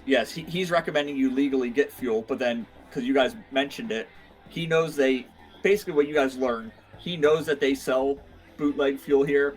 He doesn't like it, he just buys it regular, but it's a little, you know what I mean? He thinks, why can't people just buy it regular? Why do they have to do probably this? Their fuel is the moonshine that they're selling, because, like, maybe. this stuff is like 1,000 proof. Yes. Yeah, and somehow it can even get a hologram drunk, so... I'm not drunk, I just don't make good choices. Well, that's because you didn't drink your shot, did you? Or did you drink it? I did not say that I I did. imagine she walked off, and as Mira walked away, Alan picked it up and shot it. Okay. Magna shots are supposed to be for robots. The moonshine is not. Correct. Is for carbon-based life forms. So I took it as a kind gesture to the bartender talking my ear off, but did not actually try and ingest it because it would mess with my... I'm not a robot. I don't have, like, circuitry or anything. Right. But, you know, pixels or something. Computers. Yes. All right, so we're in the back room. Yes, you are in Hina's office. It's situated in an old airlock in the back of the bar. You can tell that there's like a table in there and you know, a couple chairs around it. Kind of could double as like a VIP area too. Everything. She's sitting at a desk right now. Yeah, Hina Tsuru, which her picture is also up on the Discord. If you want to throw that up at all, Scott. Yep, she's in there. But yeah, so she's there. She looks up to you guys, and she's a ring thug, former astrochemist. She owns the Tsuru. Yeah. Astrochemist. Yes. Right on. So she yes, she looks to you and says, Shirazi brought you in, you know, how can I help you? We have need for fuel, but we also have a business proposition for you. We have purchased a ship, and the docking fees are owned to one Ezra Pascal, and we've been contacted by an outside individual who would like to have Ezra Pascal removed from existence. However, Okay. that's not exactly our job definition. That's not what we're here for. However, we need fuel, and we also believe we could help you with if there's some way we could if our goals align. Because the gentleman outside, who we believe to be Ezra Pascal, was telling us not to buy fuel from you and to buy it from the station. Oh, or to steal it from the station. It's kind of unclear exactly what his intention was. But yes, I'm sure that was Ezra. You know, she's sure Ezra is here right now. But he is one of her highest paying customers, so I'm not sure if removing him would be in her best. You know, she's like, I'm not sure if removing him would be in my best interest. But you need fuel for your ship. Do you have any location where you're going next, or you just trying to get out of the station for now? We need to get off of the station. I need to repair the ship so that my friend here can have full access to the ship, and we I'm need just the talking fuel. into a muted mic. I saw.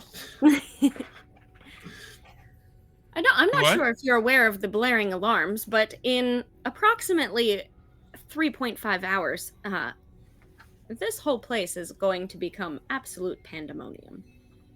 We would like to be anywhere but here. As would I, my dear, as would I. I'm tired of the constant raids, the fights that break out, the hiding. I'd do anything to get off of here and go to, and she names some planet that is, a few weeks travel away and everything.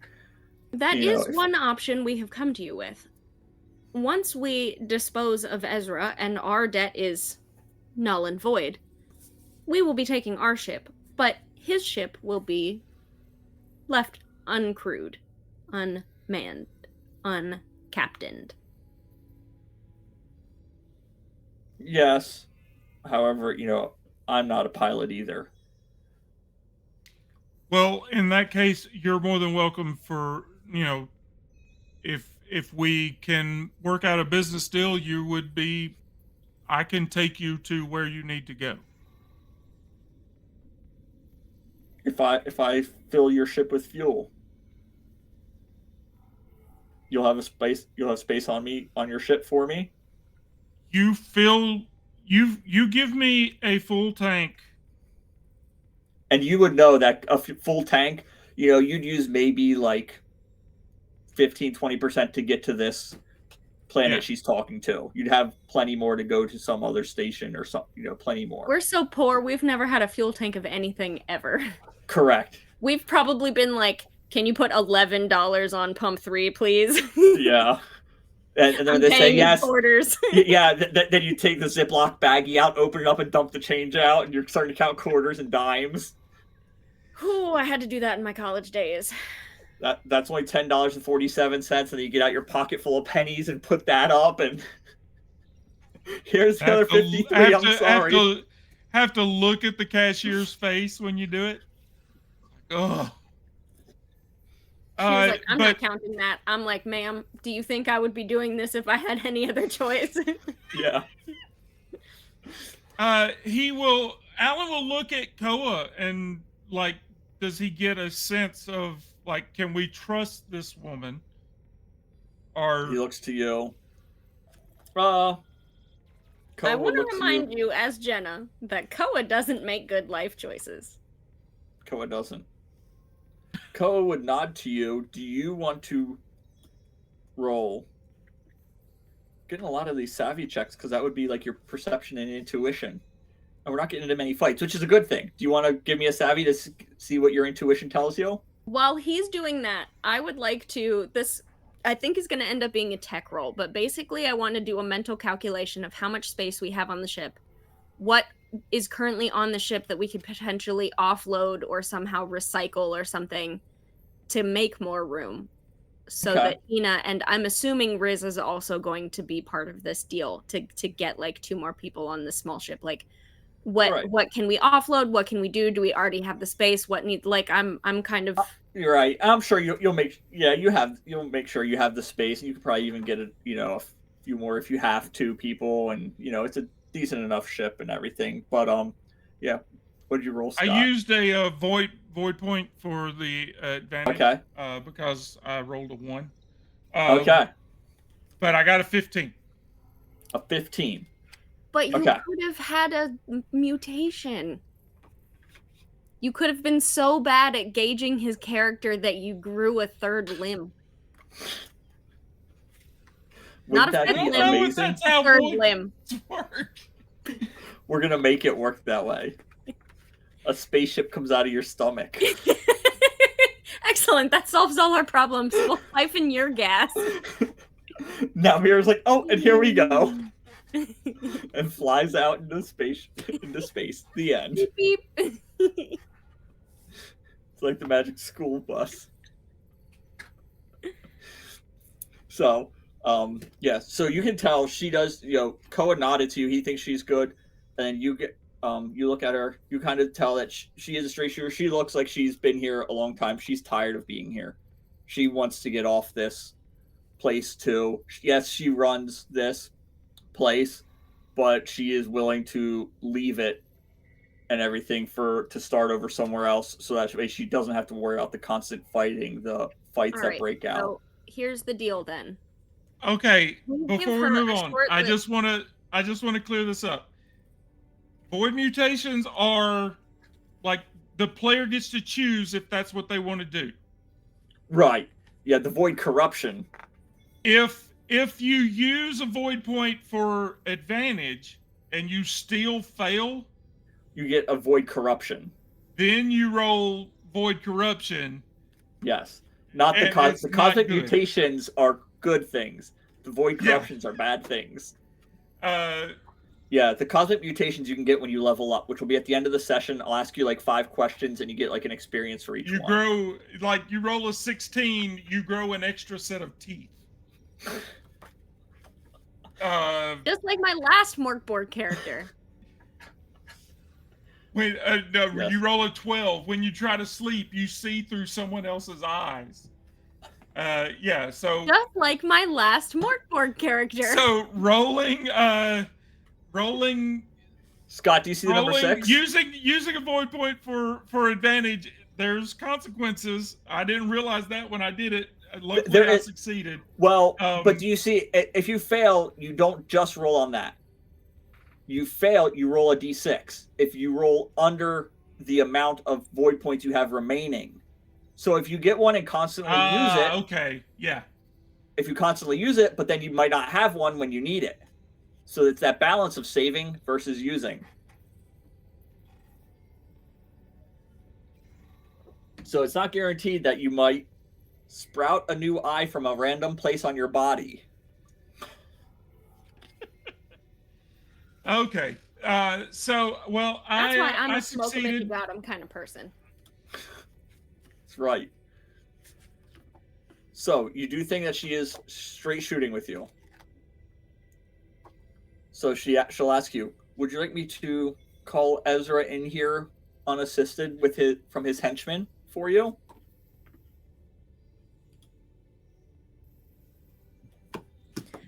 As part of the deal with her, I think we probably end up talking just a little bit more. But yes. We probably give her a short list of like mission critical parts for us. And if she has those, have access to them, whatever, like meet us at our dock by this time with whatever you can get from this list. Because she would also ask you what airlock you're at. You tell her 13C. She gets out like a little tablet and stuff. She's writing down a couple notes and stuff. So she will tell you. Find any of those parts, gravy. Yeah, she will tell you that the parts, and of course Alan knows what parts the ship needs. He evaluated the ship when you know what you guys got and everything. She will tell you, Scott, why don't you roll me a d6? Tell me if it's even or odd.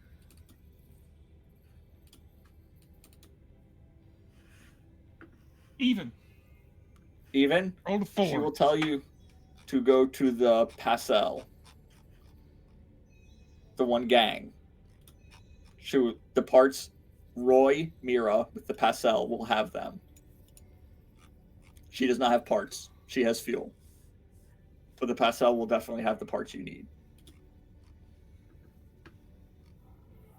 She will fill you up with fuel if you give her a ride, but she will not be able to help you with the parts. And she can have Ezra brought in.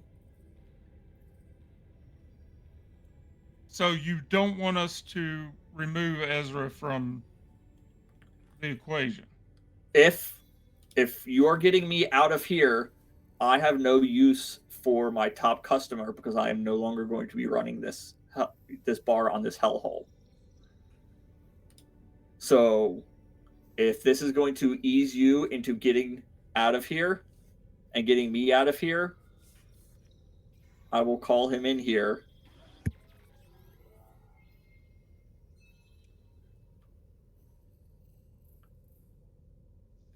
Well, yeah, I've got no problems with giving you a ride. If he's salty at you about gas. And obviously he's salty because he was salty at us and we never even had met him before. He doesn't, he doesn't like buying, the bootleg gas we sell as moonshine.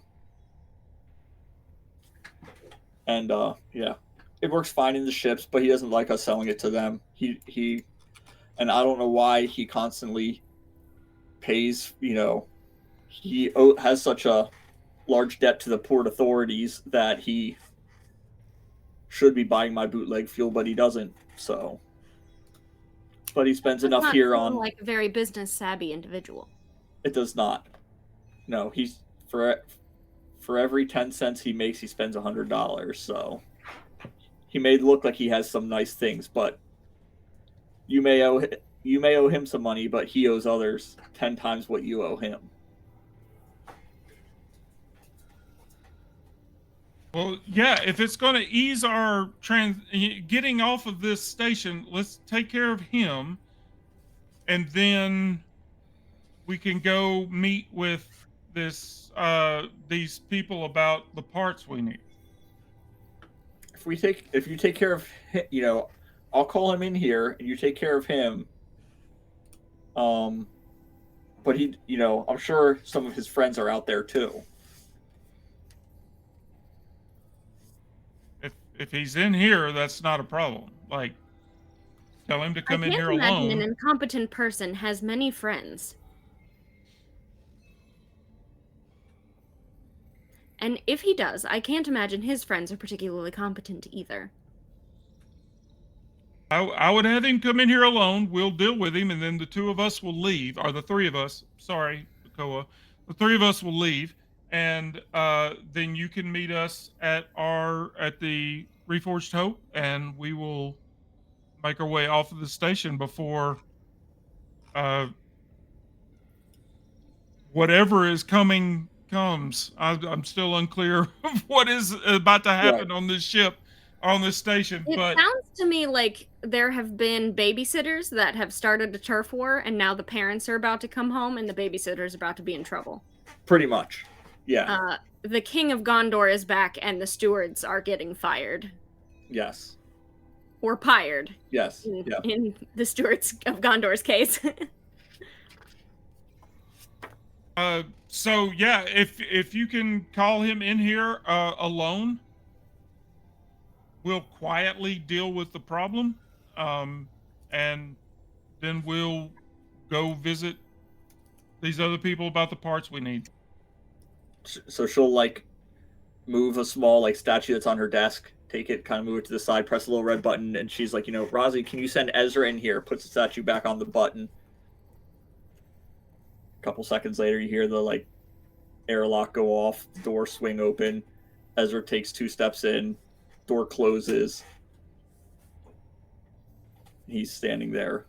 I would say like Alan kind of pulls back into the corner, out of sight.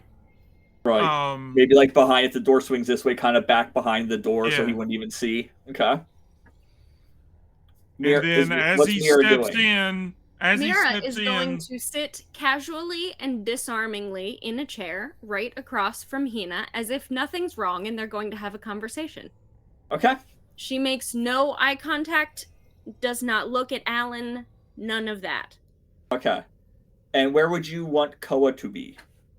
Because I'm assuming, before she sent him in, you guys talked about this really quick. He can be anywhere. I think that Koa is an idiot and didn't seem necessarily interested in killing people when I asked him about that. So I think what we actually did is sent Koa out for supplies. Okay. But we didn't send him out for important supplies. We sent him out for Doritos for the flight. You know what I mean? Doritos are important. Well, but you can get them from anywhere. They may not be important to you as an AI, but they're important to Alan. They're important to the space trucker. Right, which is why we're sending him to get them, but he doesn't need to do any high-level, high-stakes negotiation to get the Doritos. The barbecue flavored Doritos. Have you seen the barbecue flavored Doritos? They're amazing. Have you seen that they make Baja Blast flavored Doritos? I have not seen those, but the new barbecue flavor are are my favorite. They Have I can probably eat a whole don't sell Blast this here coolers because now? I'm in the Midwest, not the South. They have You're in Baja Blast Memphis. wine coolers. Uh, You can get alcoholic Mountain Dew now. so as Ezra walks in, like the door shuts, and Alan's just gonna step behind him, and like if he starts, like, does he just start talking to? He would walk in, like, if he saw Mira sitting in a chair, and I'm assuming there'd be a chair next to Mira then too, like an empty one. So he would just walk almost like Hina would just like put her hand out to the chair, and he would just start walking up towards the chair. And Mira would start with like, I apologize, there must have been some sort of misunderstanding. I believe we got off on the wrong foot. Like, just like as if there's going to be a conversation. Right. Like, I'm just here for the setup and distraction. Correct. And my ideas just come up behind him and Pew, pew. Snap freaking- it back. I want you to know, though, Okay. the one thing that I think is very important to note here is that the item I got on my random rolled character sheet is a synthesizer that looks like a gun. Not a gun that looks like a synthesizer. A synthesizer that looks like a gun. So you can like play music. Pew pew. Mm-hmm. Yeah, it plays like 80s music. It like Yeah. Starship or the whatever. thing is, though, is that a synthesizer like the instrument, or a synthesizer like a 3D printer? I like hadn't a considered that. food synthesizer? Oh, it's like a 3D printer, like a gun. Okay, that would actually be way more cool than what I was thinking. I was No. thinking of like an 80s synthesizer. I'm thinking like the 80s instrument too. We built this city. Beep, We beep, built beep, this. beep, beep. I do not have that So- out right now, but you should know that I have it in case of dire emergency. Just wait until she like goes, I will shoot you now, and then starts playing music. So What? yeah, I'm just gonna come as he walks into the room and the door closes behind him. I'm just gonna come up behind him and just, you know, I mean, I don't want to use my gun because it's gonna Be raise loud. attention. Correct. That's what I wanted to see. If you were using your gun, you didn't. no. I just no, no. rolled a reflex check for him. I failed it, so I'm going to give you advantage on your roll. Just normal advantage on a. So I need a body roll.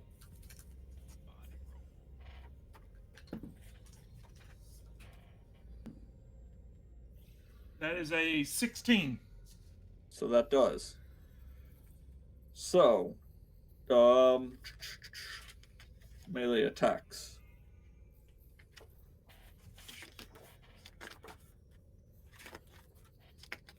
Pairs of world.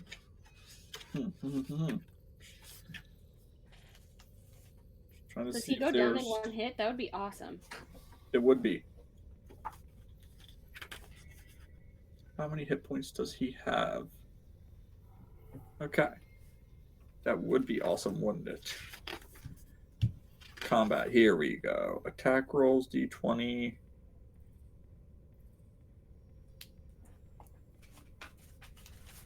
Critical hit if you roll a natural Scavenging Crew has 20. 8 hit points.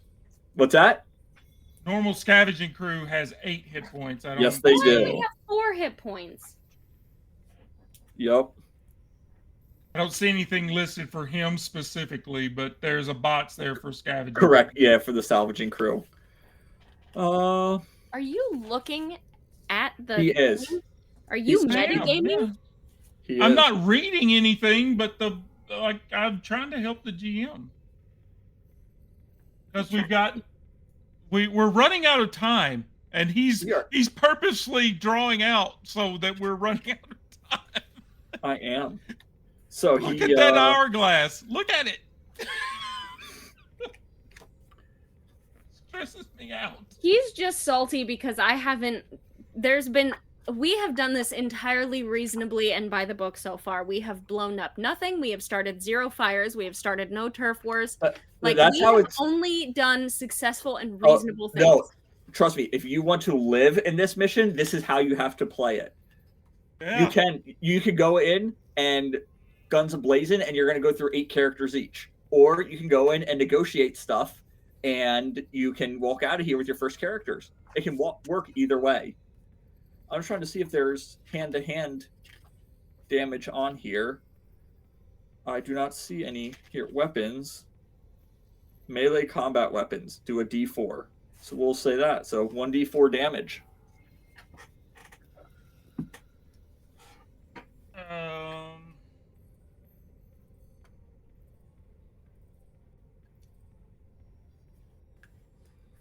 Two. 2. Okay. So you go to snap his neck, and when you do it, you kind of like reach around a little too hard, enthusiastically, and end up cocking him, punching him on the chin instead of grabbing it and pulling his neck. So you punch him, he like spins around and falls to the ground right in front of you. Gets pretty pissed off. Now, do you guys know how combat works in this game? Of course not, because you haven't done it before. So, the initiative and turn order, there is no initiative in this game. You pick who goes next until everybody has had a turn. So, now there is going to be 3 people. You sent Koa out to get Doritos, so he's not here. So it's the 2 of you. Hina said she will let you do this, but she is not going to get her hands dirty. Yeah. So it's going to be the 2 of you and Ezra. So that was a kind of a free surprise round action. So now we start combat. So all 3 of you have to have a turn.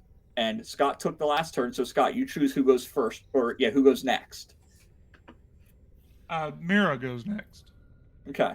And you can pick yourself too. You can go a second time if you want. Or you can make Mira go, and then she could pick you, and then you have to pick Ezra next. But you know what I mean? If you don't have him dead by then. Oh, so my thing was like a surprise round? Yes, I gave you a surprise round for that because you guys set it up like you should have a surprise round. So I gave you a surprise round. Then in that case, like my my personal item, my trinket, yes, is a tool with personal inscriptions. Okay. And is a spanner that says Betty on it. It's got a spanner wrench. Okay. Spanner, and he's going to like if Ezra is falling down to the floor, he's just going to bring out Betty and like go at him, go at his skull area. Okay. I'll give you a d6 damage for that. And so that would be another body roll? Yes, another body roll for a melee attack. That is a 13. 13 does hit. And d6 damage, you said? Yes. 3. 3. All right. So after kind of punching him across the jaw and then going down and smacking him across the face, now he has this big bloody gash from like his eye down just to his chin. As Mira, you see Alan just smash him and like kind of jump down on top of him. Alan, whose turn is next? Mira's. Now it's Mira's. Okay. I don't have a whole lot of fighting capabilities. So what I would like to do is take the 1000 Proof Moonshine that I was given and splash it directly into Ezra Pascal's face, which 1 will hurt because he's bleeding and has cuts, but 2 will make it very difficult for him to see, which I'm hoping will give a slight edge to Alan in the fight. But it'll also sanitize his wounds. So he won't die from an infection 6 weeks. Rolling around on this, rolling around on this rusty floor. A chance I'm willing to take. Okay. So you're throwing that at him. I'm gonna throw a drink in his face. So give me a tech. Isn't tech for the ranged attacks? Yes, tech.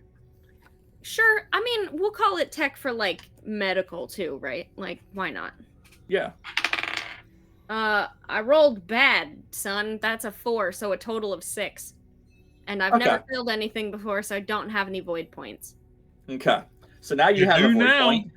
Yeah. Woo! So you just kind of throw it, and you kind of underestimate your strength and just throw it right over the both of them.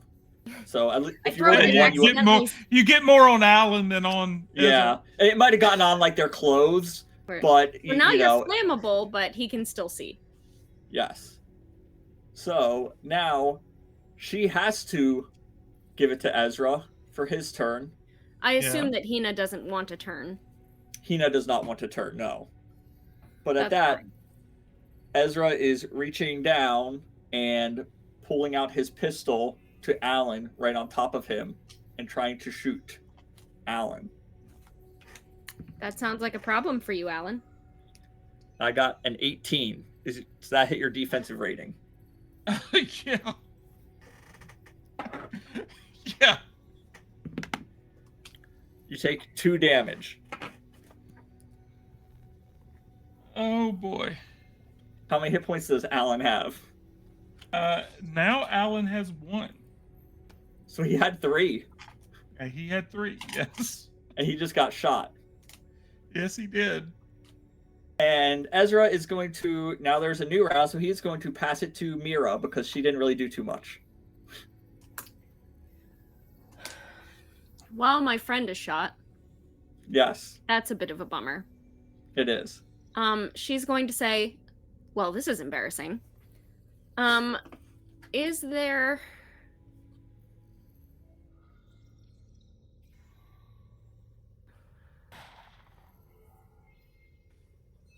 I don't have any weapons. I was not given any weapons on my No, character. you were not.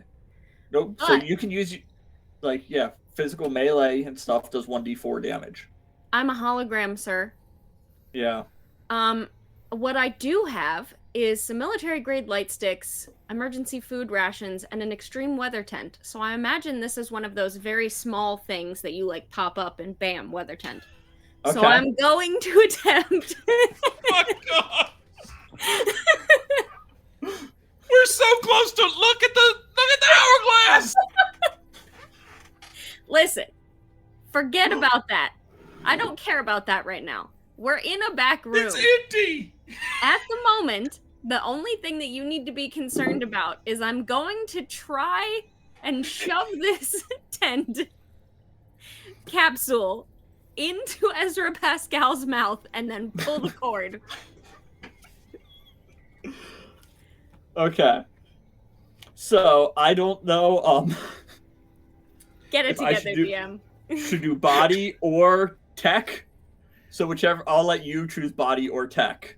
Well, one is -1 and one's 2, so Yeah. So we're do gonna your go with tech. Yeah. As she's trying to operate this thing. That is an 18 plus 2 is a dirty 20. Okay. So that does, and I'll give you a d6 damage for that too, Okay. Oh, which is the same as a pistol. That's a 3.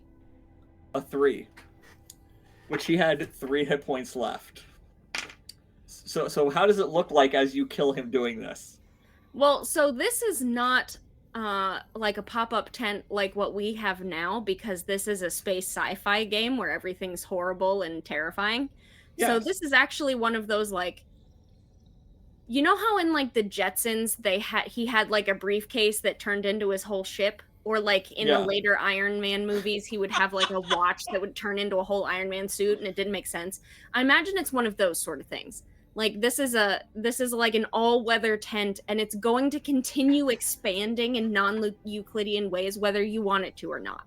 So it's like a Um, little thing like this that she just, like, a little box. She just jams the box in his Right. mouth, And then and suddenly just there's like tent pegs and stuff that's like happening. impaling his body. Yeah. Can I have a reflex save, Alan? How do you do that? Dexterity. Yeah. Yeah, sorry, dexterity. Yeah, that's your reflexes. Because you're on top of him, too. 17. Wow. Okay. So, yeah, so Alan kind of jumps back as these pegs, like, start coming out through him and everything. Yeah, and he's just kind of laying there as the blood starts pouring out of these holes, and he's convulsing on the floor. And, yeah, Hina looks down. She's, Mira is like completely unfazed by all the gore that's happening, and she turns back to Hina and Alan. I apologize for my earlier aim. I have corrected the situation. Shall we? Before we go, Hina, do you have any med stems Loot the body. laying around? And also, yeah, does he have any creds or hollows? And does he have any med stems on him? He does not have any med stems on him. Hina would have one to give you. Let's see. I Yeah. have a light stick. I could use it to plug your wound. Thanks. But he does have a pistol still that is there. The one that he shot you with, Alan, if you want to Yeah, take that. I will definitely take that. I do have my own revolver, but I will definitely take his pistol as well Okay. and shove it in my coveralls.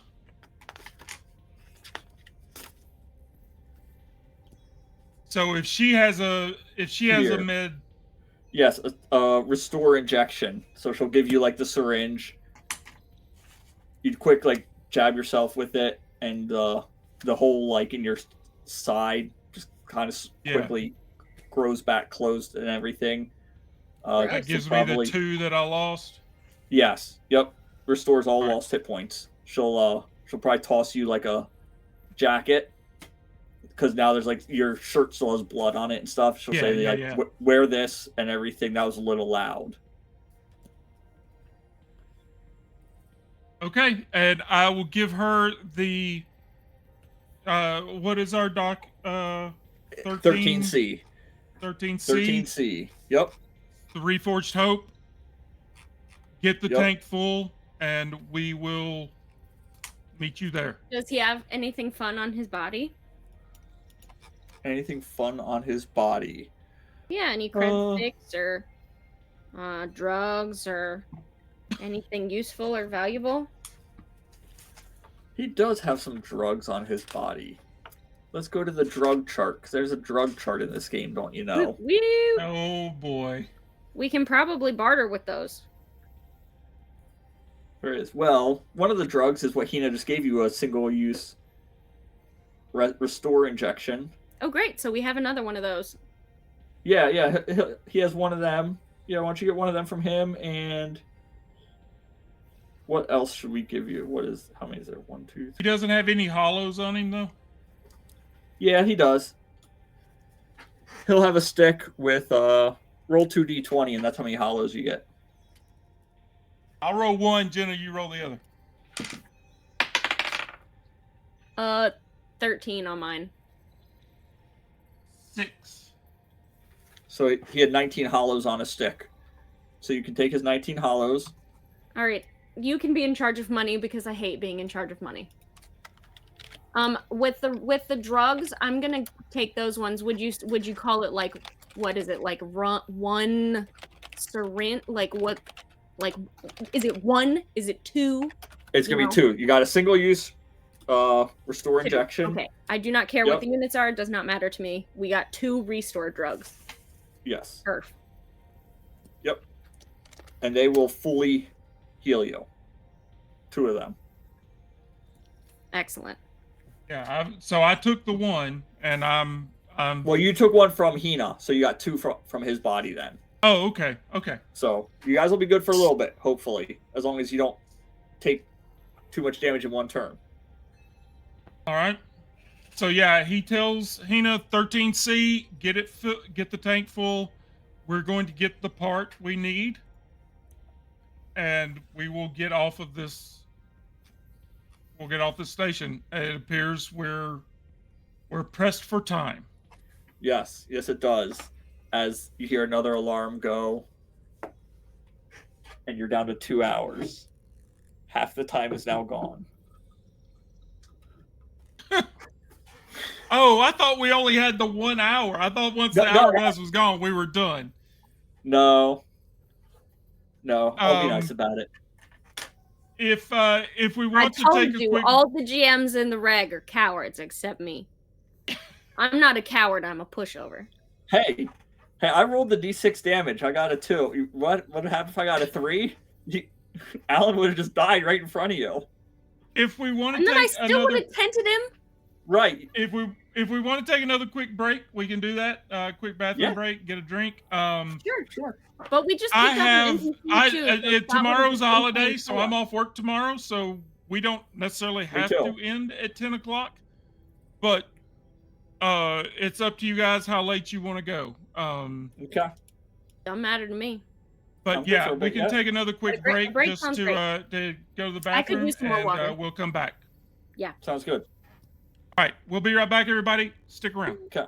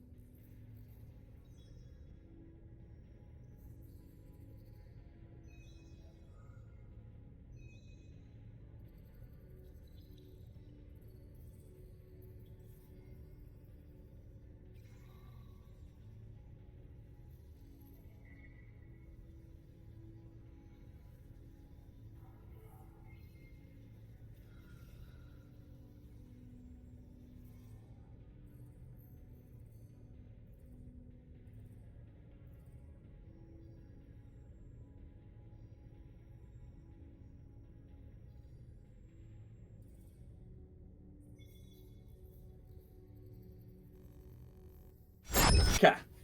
Welcome back, everybody. Thank you for sticking around.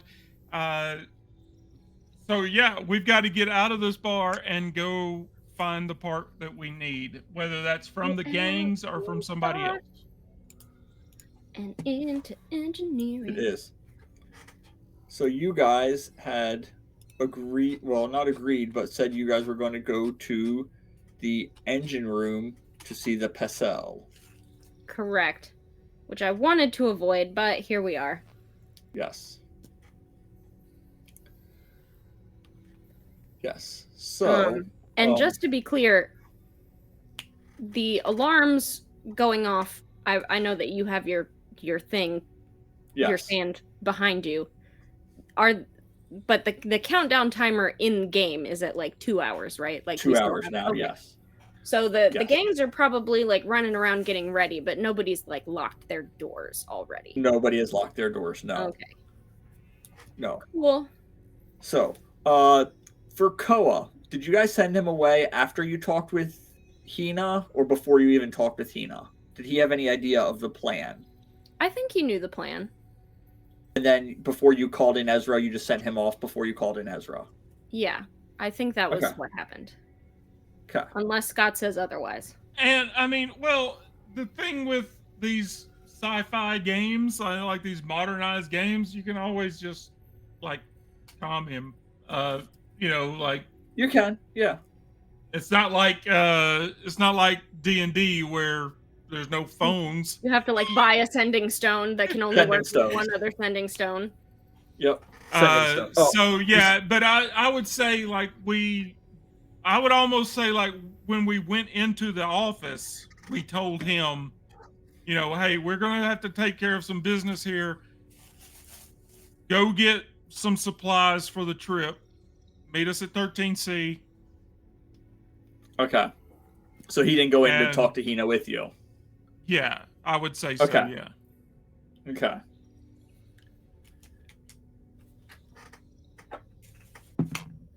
Okay.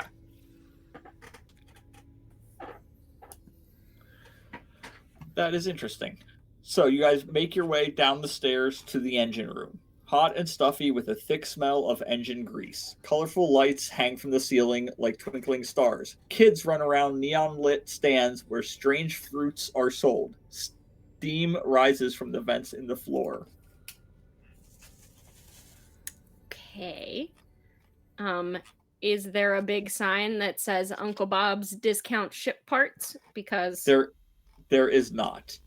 You walk in and you enter in the cooling corridors. So, a ring of cooling corridors surrounds the central engine hall where output power is generated for the whole sector.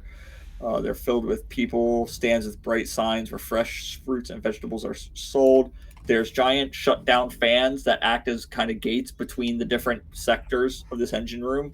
In the Discord, I posted the map of the engine room so you could see. Yeah, kind of like a ring. Okay. Kind of a ring with what you've been told is a place in the center. From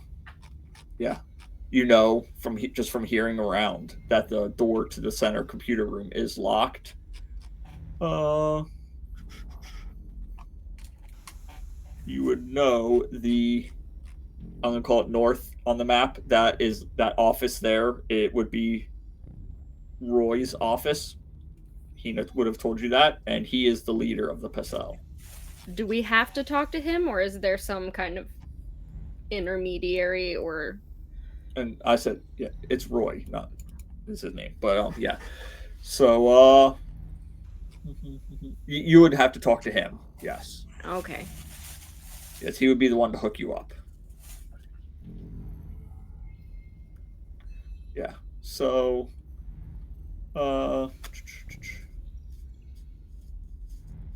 as you get there, you notice that a lot of the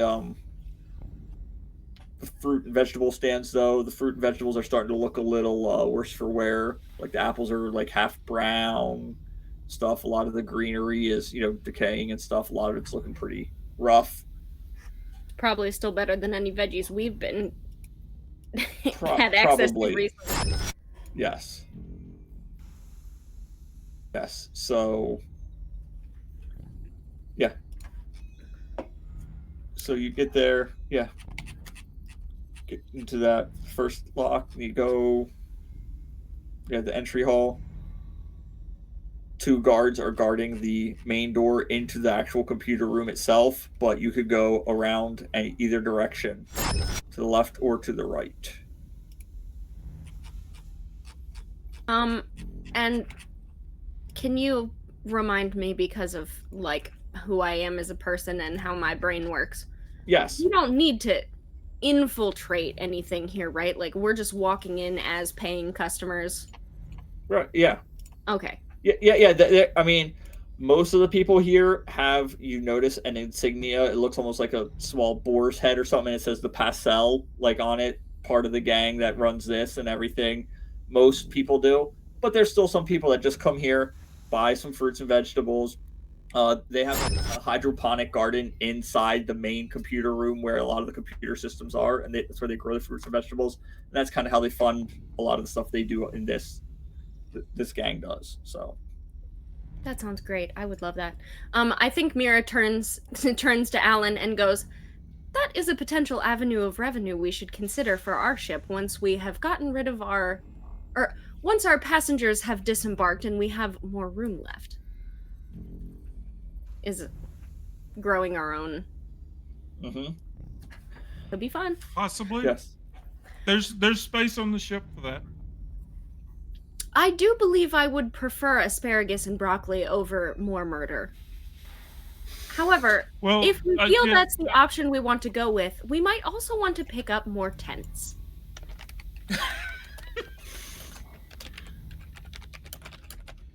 Wait, you didn't get the one that you used? You didn't collapse it back down and take it? It had a jawbone through it. Okay. But yeah, I mean, that is my plan, is to use the ship for cargo, to make cargo runs. That's how we will get from job to job, is just making cargo runs for people. But we could dedicate a part of the ship to hydroponics, sure. Is a conversation that we're having on the way to go see Roy. We just make our way across to the north. While we're walking from point A to point B, though, yes. You know, we had to leave Hina's place. We have to get over here. I would like to just do a scan. Do we at any point see what's his name that now owes us 200 more credits? No, you do not. You do not. You're talking about the back alley guy back in the... Yep. And yeah, because you don't see him, and you don't think too much of that, because he said he would be waiting. Did he say he'd be waiting in the alley, or did he say... In the alleyway, yeah, he told us to come back there and meet him there. Well, then probably I think what we did before we came here was just, you know, if it's walking this way, we take a quick detour to that alley and then come here, because probably we'll be able to buy more stuff with 300 credits rather than... Yeah, we'll need that hollows. We'll need those hollows for... Okay, so you want to pick that up. Okay, so he...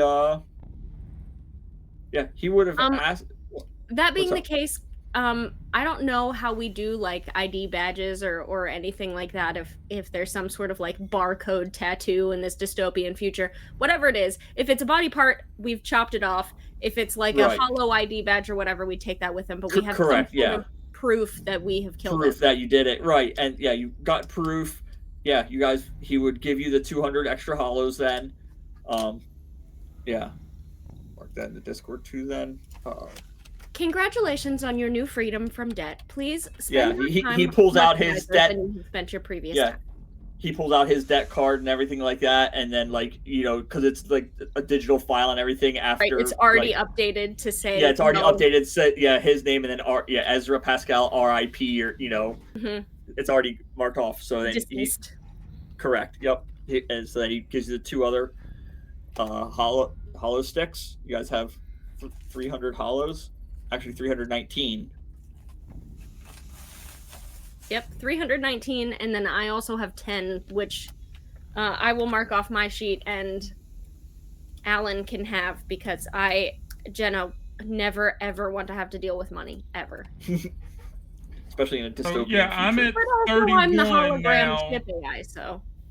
I'm at 31 now, so now we've got 331 plus 10, so 341. We've gone a pretty good way towards we're not paying off that debt, but that could get us some good ship parts. Well, yeah, I mean the person we owed the debt to is no longer. He has shuffled off this mortal coil, so And we won't have to pay for the gas because we traded passage for Exactly. Hina for the gas. Yes. So, yeah, we get to the we get down to the engine room and go see Roy. Yeah. Yep. So you guys go to see Roy. You guys, even just talking in Hina's bar a little bit, you got description of him, know what he looks like and everything. Go around, ask a little bit, figure out where his office is pretty quick. The information is pretty easy. It's not really a hidden information. Go to his office, and the door's locked. You knock on it, and there's no answer. Somebody walks by and tells you that, oh, he's over at the noodle stand, and they tell you how to get there. He's having his lunch right now. I just need parts for my ship. Okay, can you give me parts for my ship, or do I have to talk to Roy?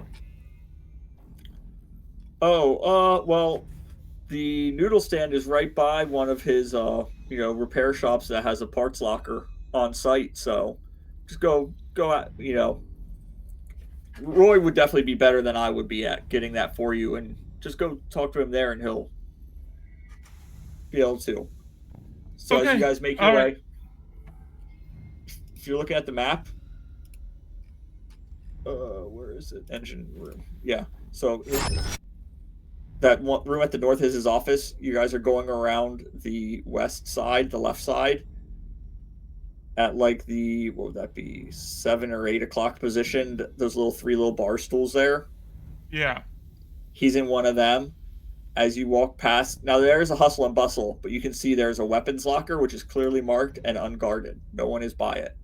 Or there is a repair shop right behind the noodle stand, which is what he was talking about. So if you would like to try to get into the weapons locker while people are around, you can. If you want to. Just throwing it out there, giving you the option. Yeah, I don't see a reason for... You seem to have a decent bit of weapons already, though. Well, we've used our most deadliest weapon. The tent. The tent. Pistol, tent.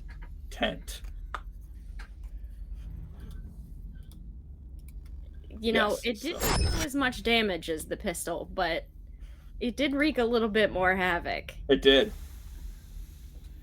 Yeah, I just want to get the part I need for the ship and get off station. Okay.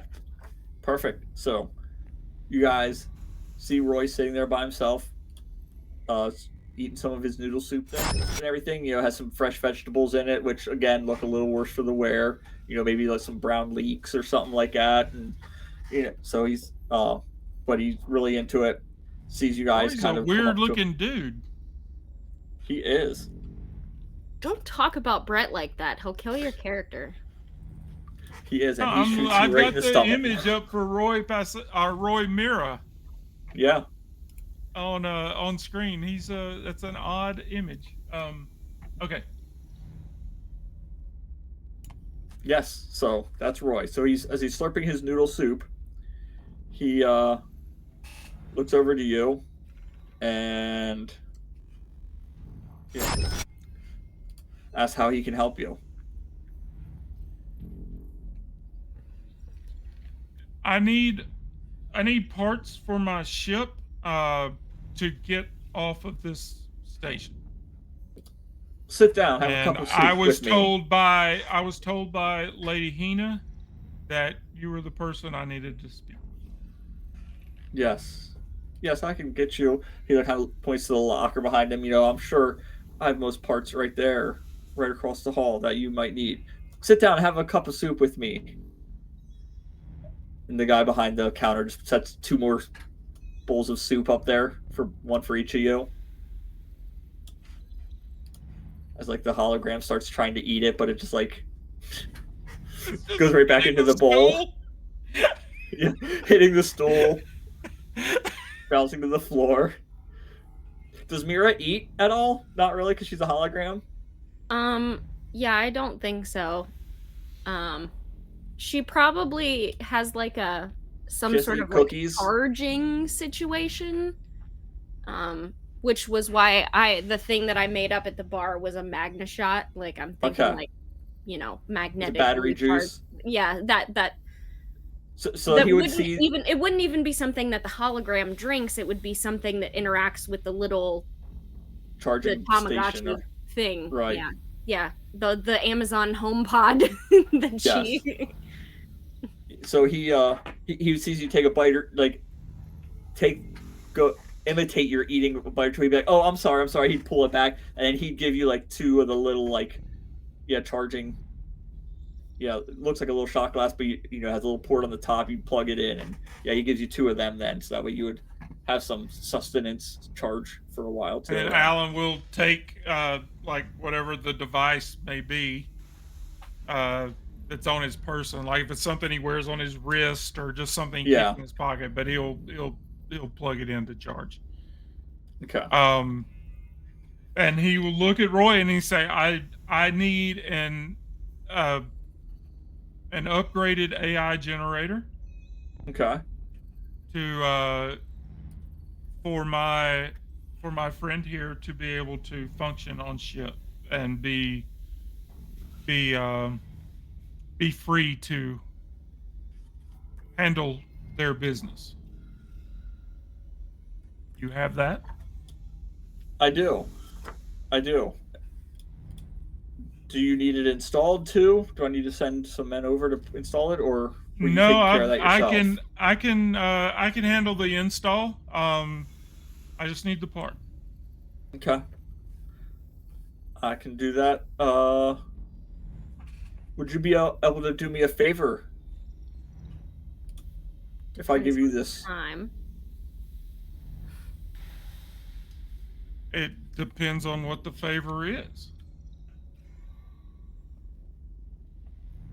Well,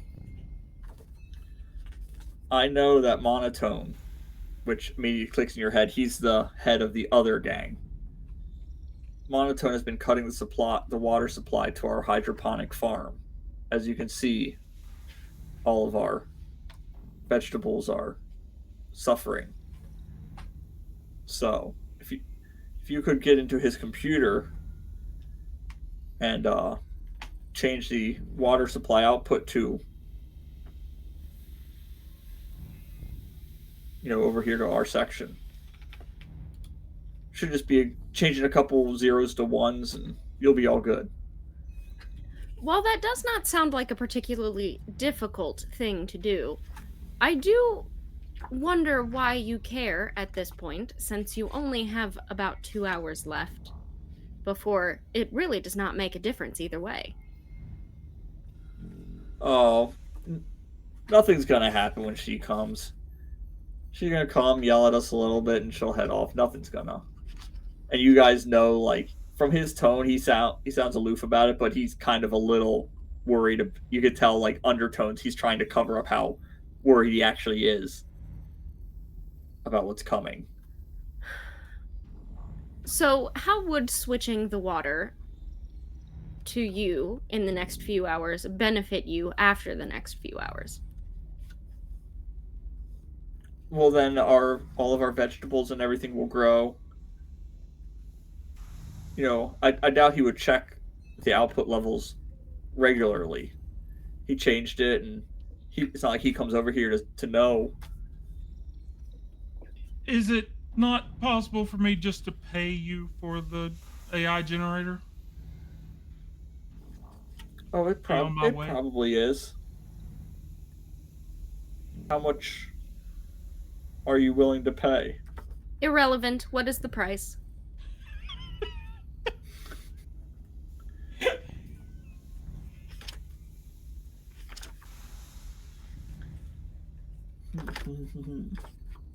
Is there actual $1 prices on million. modules?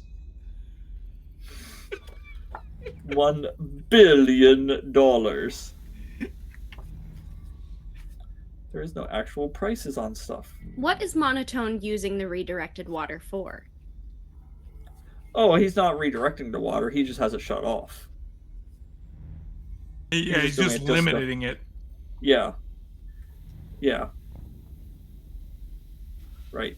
He has us at probably 10% output when we need 80% output of water. So we're still making vegetables and fruits, but as you can see, the quality and quantity are not what they should be. How about this? Do you have a terminal with access nearby?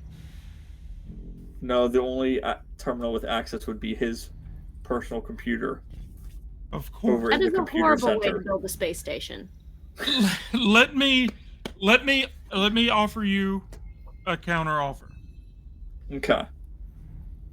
Is there any place you would rather be than here when this person shows up in 2 hours? Because you give me my AI generator, we've got the fuel, we're leaving. I can get you off of this station and you can be away from whatever is coming. None of this is my concern. It's not my business. I just want to get the part I need and get away from you. So if you would like passage on my ship, or maybe you want to be, if you want to get off this rock, you want to be a crew member. And you can be in charge of, procuring items for us that we need. We can discuss that later. But if that is a thing that you would be interested in, we can make that deal. I don't think I'm interested in getting off of here. But if you are leaving the station, how trustworthy are you? Is my question to you. As I said, So I far have no today, we have interest handled- I have no interest or desire to put myself in the workings of this station. As far as trustworthy, I just want to get my ship running and get away from here before whatever is coming comes. If you don't want to go and get directly into his computer, I could give you a bypass relay to plug into the satellite outside of his office. Unfortunately, it is on the outside of the station. So you would need to go out of the airlock into space. I hate spacewalking. Or you can This just change a couple space station zeros is to not one. built in a reasonable manner. It is not. Oh, it's like hodgepodge together from old stations and a couple spaceships and yeah, nothing in this world is. The only way I'm getting my part is doing this, is what you're telling me? You're not going to sell me the part? I'll give you 200 hollows for the part right now. Or walk 200. away.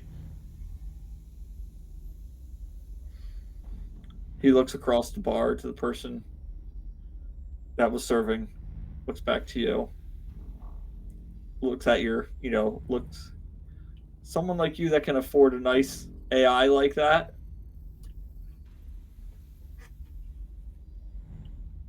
You could do 300 hollows.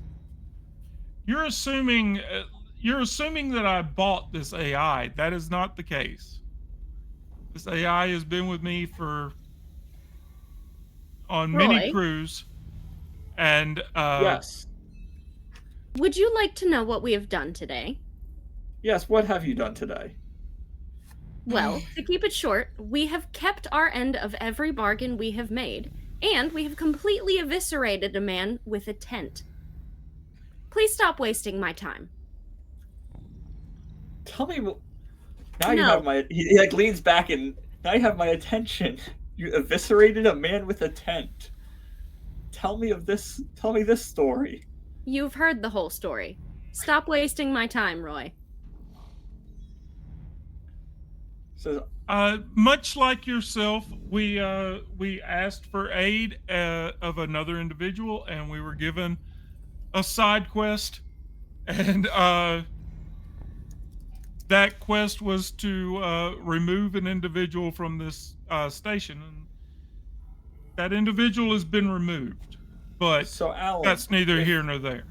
if you don't like spacewalking, Mira, do you like spacewalking? I do not require oxygen.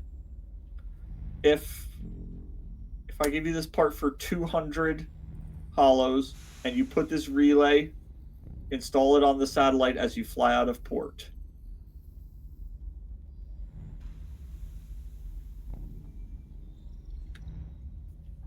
Mira is waiting for Alan to decide what the deal should be. I mean, if I understand it correctly, Mira can't go too far without me. Well, of course, if we have the generator, the ship would be the Tamagotchi, Mhm. Yes. I guess. So that would We would that require the that would- AI generator up front. We would also require one of your hydroponic course. garden booths. Ooh. Mmm. Mmm. Mmm.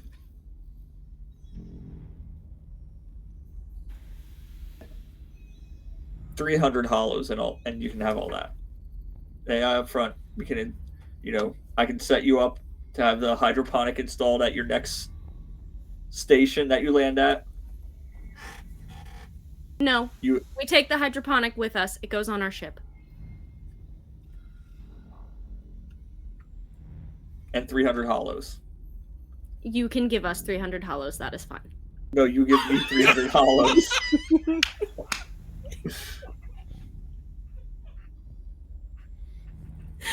Come back, Scott. I'm the best negotiator. I agree. You're like me trying to negotiate with my I just hear 7-year-old. Jenna at a car dealership trying to buy a car. Yes, you can pay me to Yes. take your car. I will take $13,000 and this vehicle. That would be fine. I find that acceptable. Write it up. I'll sign it. Yes, I will give you 300 hollows. You give me the AI generator. You give me one of your hydroponic thingamadudes. Hydroponic Yep. receptacles. There you go. Yes. That sounds And we will apply we will attach this So the- interrupter onto the dish as we Go relay onto the dish. Okay. Okay. You guys make the deal. He's going to send an engineer out with you to put to take the part with you and to help you set up the hydroponic stuff. Help you put it on. So you guys Once I'm walk- all fancy, I don't mind doing the spacewalk and doing some hacking from out there. You guys walk back out of the engine room, back the stairs, through the common area. Now, just so I'm clear, we have been on the outside of the space station because we got here. So, Right. are we? I'm fully under the impression that the reason this is difficult is because humans need air, right? Not because like the Correct. surface is covered in guns that monotone. Yeah, control.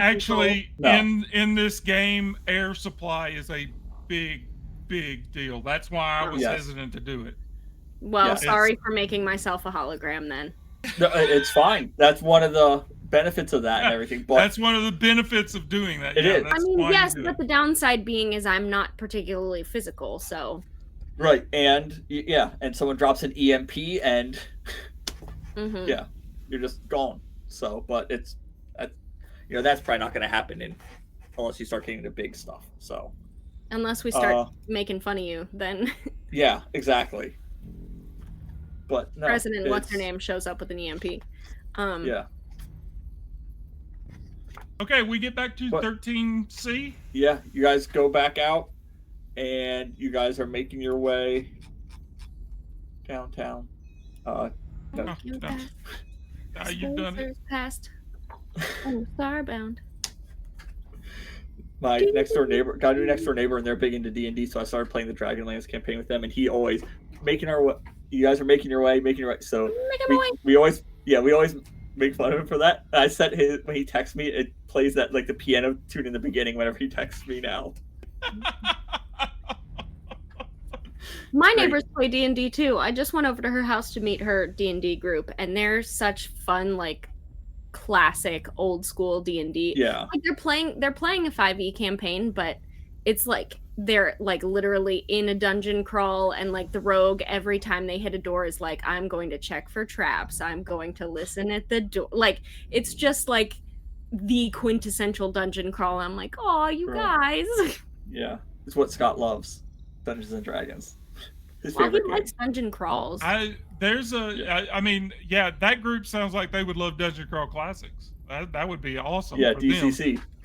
But I've actually got a small, like there's a group of guys that I'm friends with here that we're discussing getting all they've ever played is 5e. And Yeah. one And of that's them how my is neighbors Bryce. are. He played in Outgunned with us here on the channel. But I've volunteered to play to run Alien for them, and it looks like we're going to get together. And I'm actually going to get to run it at a table instead of online. I haven't played That at would a be table awesome. in like 5 years, so yeah, hopefully that comes together. I would love to run Blade Runner at a table as well, but. So we get back to the ship. Is Hina 13C. there? Hina is there. The ship is fueled up.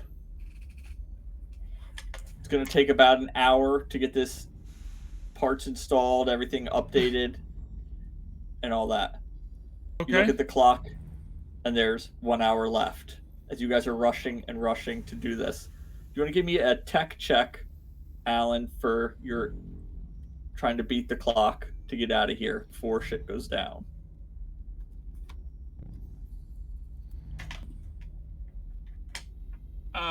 I'm going to spend a void point to reroll.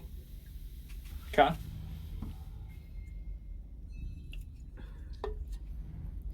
I love that I find out most of the way through the one shot that I accidentally created a character who was like immune to a lot of the problems in this game. That's perfect. Whoops. Did you fail? Yeah, I immediately. Are Did you you gonna fail? mutate? I did fail, but that means I roll corruption, right? No, you roll a d6 first. And how many void points do you have left? I don't have any left now. Okay, so you're not gonna get corrupt then. Roll a d6. Okay. You have to roll less than 0. Okay. Yeah, because basically the way it works is the void corruption. When you use a void point for advantage and fail, you roll a d6. If the result is equal to or lower than the current amount of void points you have, then you roll a void corruption effect. Yeah. Yeah, that was my last void point that I spent. So if you have 1 and you roll a 1, you would then get a void corruption. But if you constantly use your void points, then you'll never get a corruption, but you might not have it when you want it. Yeah. So. Yeah, I've been sitting on that last one. Right. But yeah, it's but yeah, I rolled a 5. So. Okay. So you hear the alarm start going off right as you guys are finishing up, and you see this big ship dock into one of the main Bay 1A, right in the main hub and everything. Bunch of, as you guys are cleaning up and everything, saying bye to the engineer from the Pessel that helped you out. You see a bunch of guys start getting off in official looking uniforms, carrying big rifles and everything, start walking right through the docking bay to go to the common area.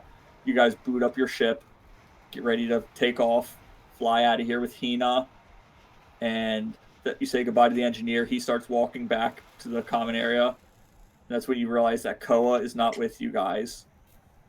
And you guys see Koa standing down the hall, and he's with somebody else. wearing the other gang's colors, and they shoot the engineer that was helping you guys as you guys start to fly away. Koa was working with the other gang. So he killed the engineer that helped you, but you guys still got away. Yeah. We didn't do anything bad to him. You didn't. You didn't. But if he yeah. Oh, that's why you asked if we if he was told him there where we with were going. Hina, he would have known you were going to Pasel, and he would have interrupted you before. Scott said he sent him before you guys went into Hina, Yeah. so he did not know. It took time for word to get back to him. So you might have had one more combat, but you guys avoided that. If we see that, yeah, I mean, Yeah, you like, guys are getting ready to blast off. as the things gangway rising. is loading up, like Yeah, he's just there's He blood just, on yeah, 13th he just C. gets a message on his comm that says, "I see you have not made any better decisions about your life choices."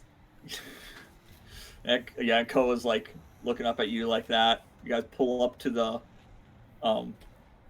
the satellite dish. Are you guys holding up your end of that, or are you guys saying screw you guys completely? I'm getting out of here. I'm not going to make you roll for anything because she's an AI, so it's not really any chance. I figure we might as well do it. It kind of seems like having water flowing through an entire space station rather than stopped for half of it feels a little bit more humanitarian, you know? Yep.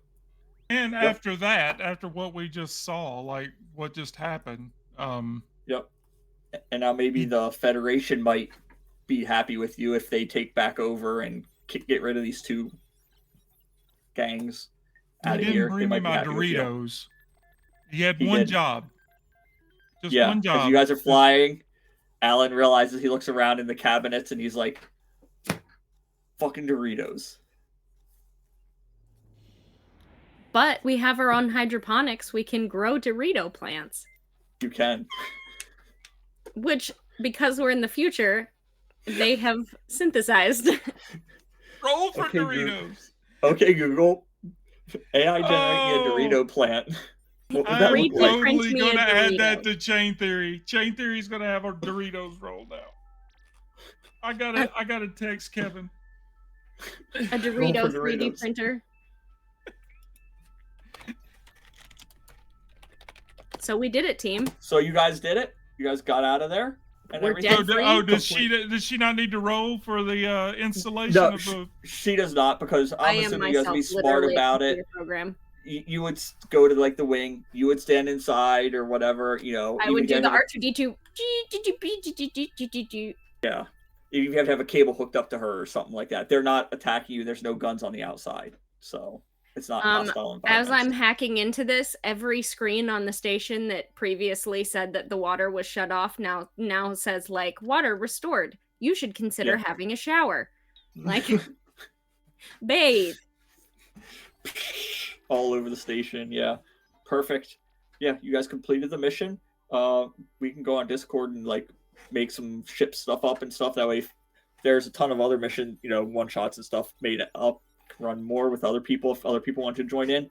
Big thing I always do with this game though, whenever I run it, is I always say your ship has cryopods on it. There's one room on your ship dedicated to cryopods, because there's a big thing in this thing, and that way if you die, oh look, another cryopod just opened up. There's your next character.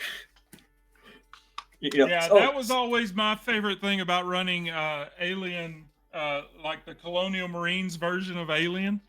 Yeah. Is you're on a huge ship that's full of Marines. Yeah. Like somebody gets killed in combat. Oh, look. Yep. This dude just got promoted into your squad. Here we go. Yeah. And, your ship has a super heartbeat easy. sensor on everybody. Someone's heartbeat does, and it knows it needs 3 people to run it. It opens up another pod. There you go. Yeah. So we want a 4th person. Oh, you had a little malfunction glitch. An extra person woke up. Very easy to get you in. Yep. But Perfect. you guys completed the mission. So with And 0 everything deaths, went perfectly right. Once again, y'all talk about my shenanigans, but the truth is I get results. it did. It got perfect results. Yes. Although Scott was down to 1 HP, almost died. Details. But details. But then she tented someone and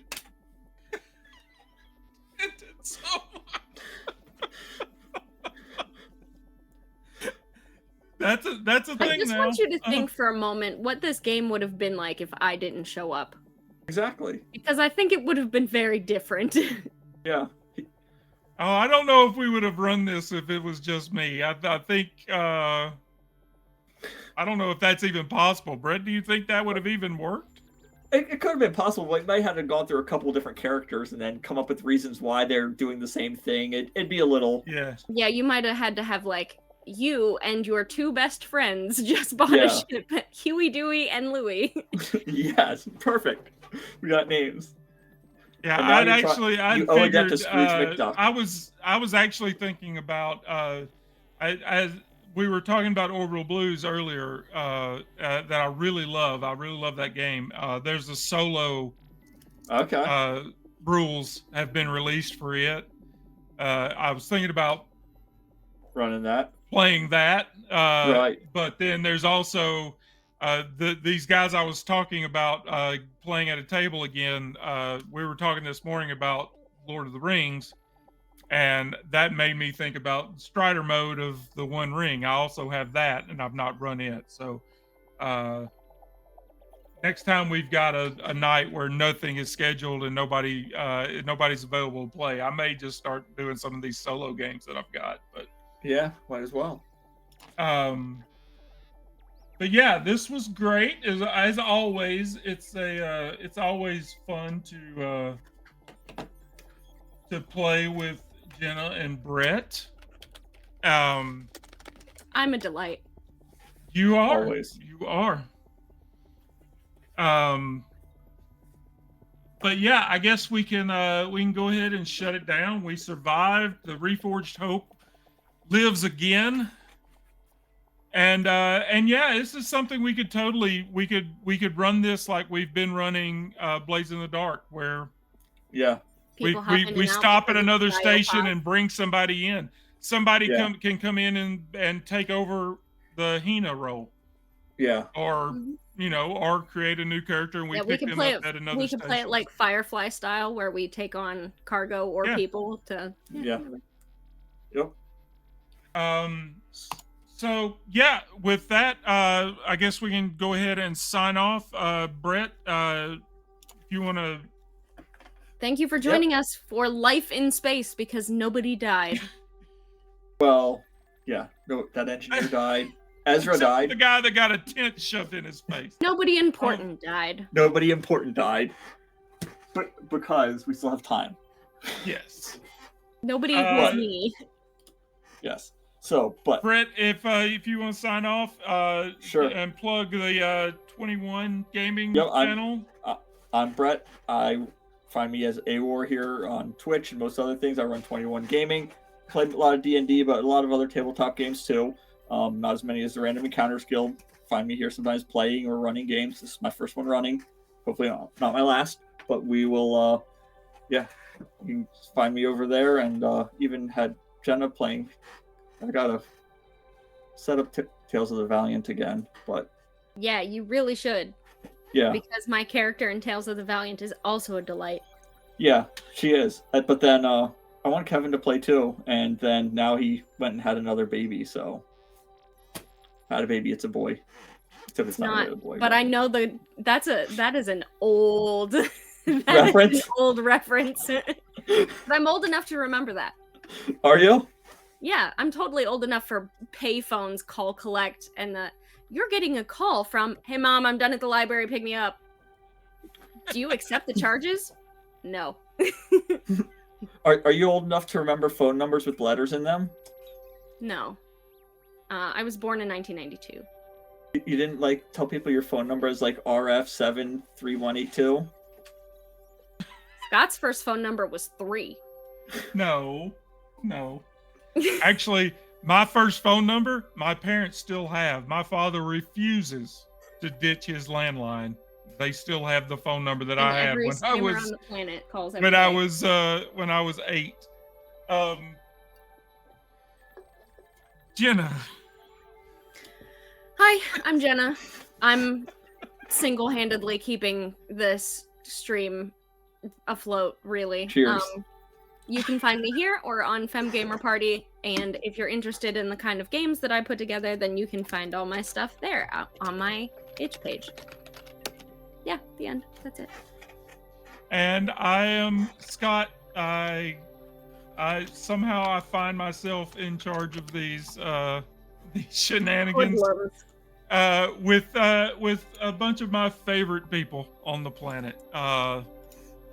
So if you are interested in joining, I don't know what we're going to run next week. Hopefully we will get back to Chain Theory. I'm running the Weatherstone site from Forbidden Lands, but I'm using Chain Theory to run it. I'm just using it as a location. And we've had to postpone several weeks in a row just because of scheduling conflicts. So I'm hoping next week we'll get back to that. But 2 weeks from tonight, we will be doing something new, some random game. I don't know what that is as of yet. I'm sure we will come up with something in the next 2 weeks. As I said, I have several sitting here waiting to be played. So, but if you would like to join us and get in on some of our games, you can follow that link there to our Discord server. All of our streams are uploaded the next day onto our YouTube channel. You can also follow us there. With that, I guess we can call it a night. Thank you, Brett, for running this awesome game. Finally getting a chance to run this with us, and thank you for Jenna for joining us. And yes, as always, you make all games better. Always. And I think it's probably too late to rate anybody. I don't think there's anybody going at the moment. So we're just going to sign off. Later this week, I'll be getting back. Since I'm off tomorrow, I'll probably be running some more of Mafia Definitive Edition tomorrow at some point.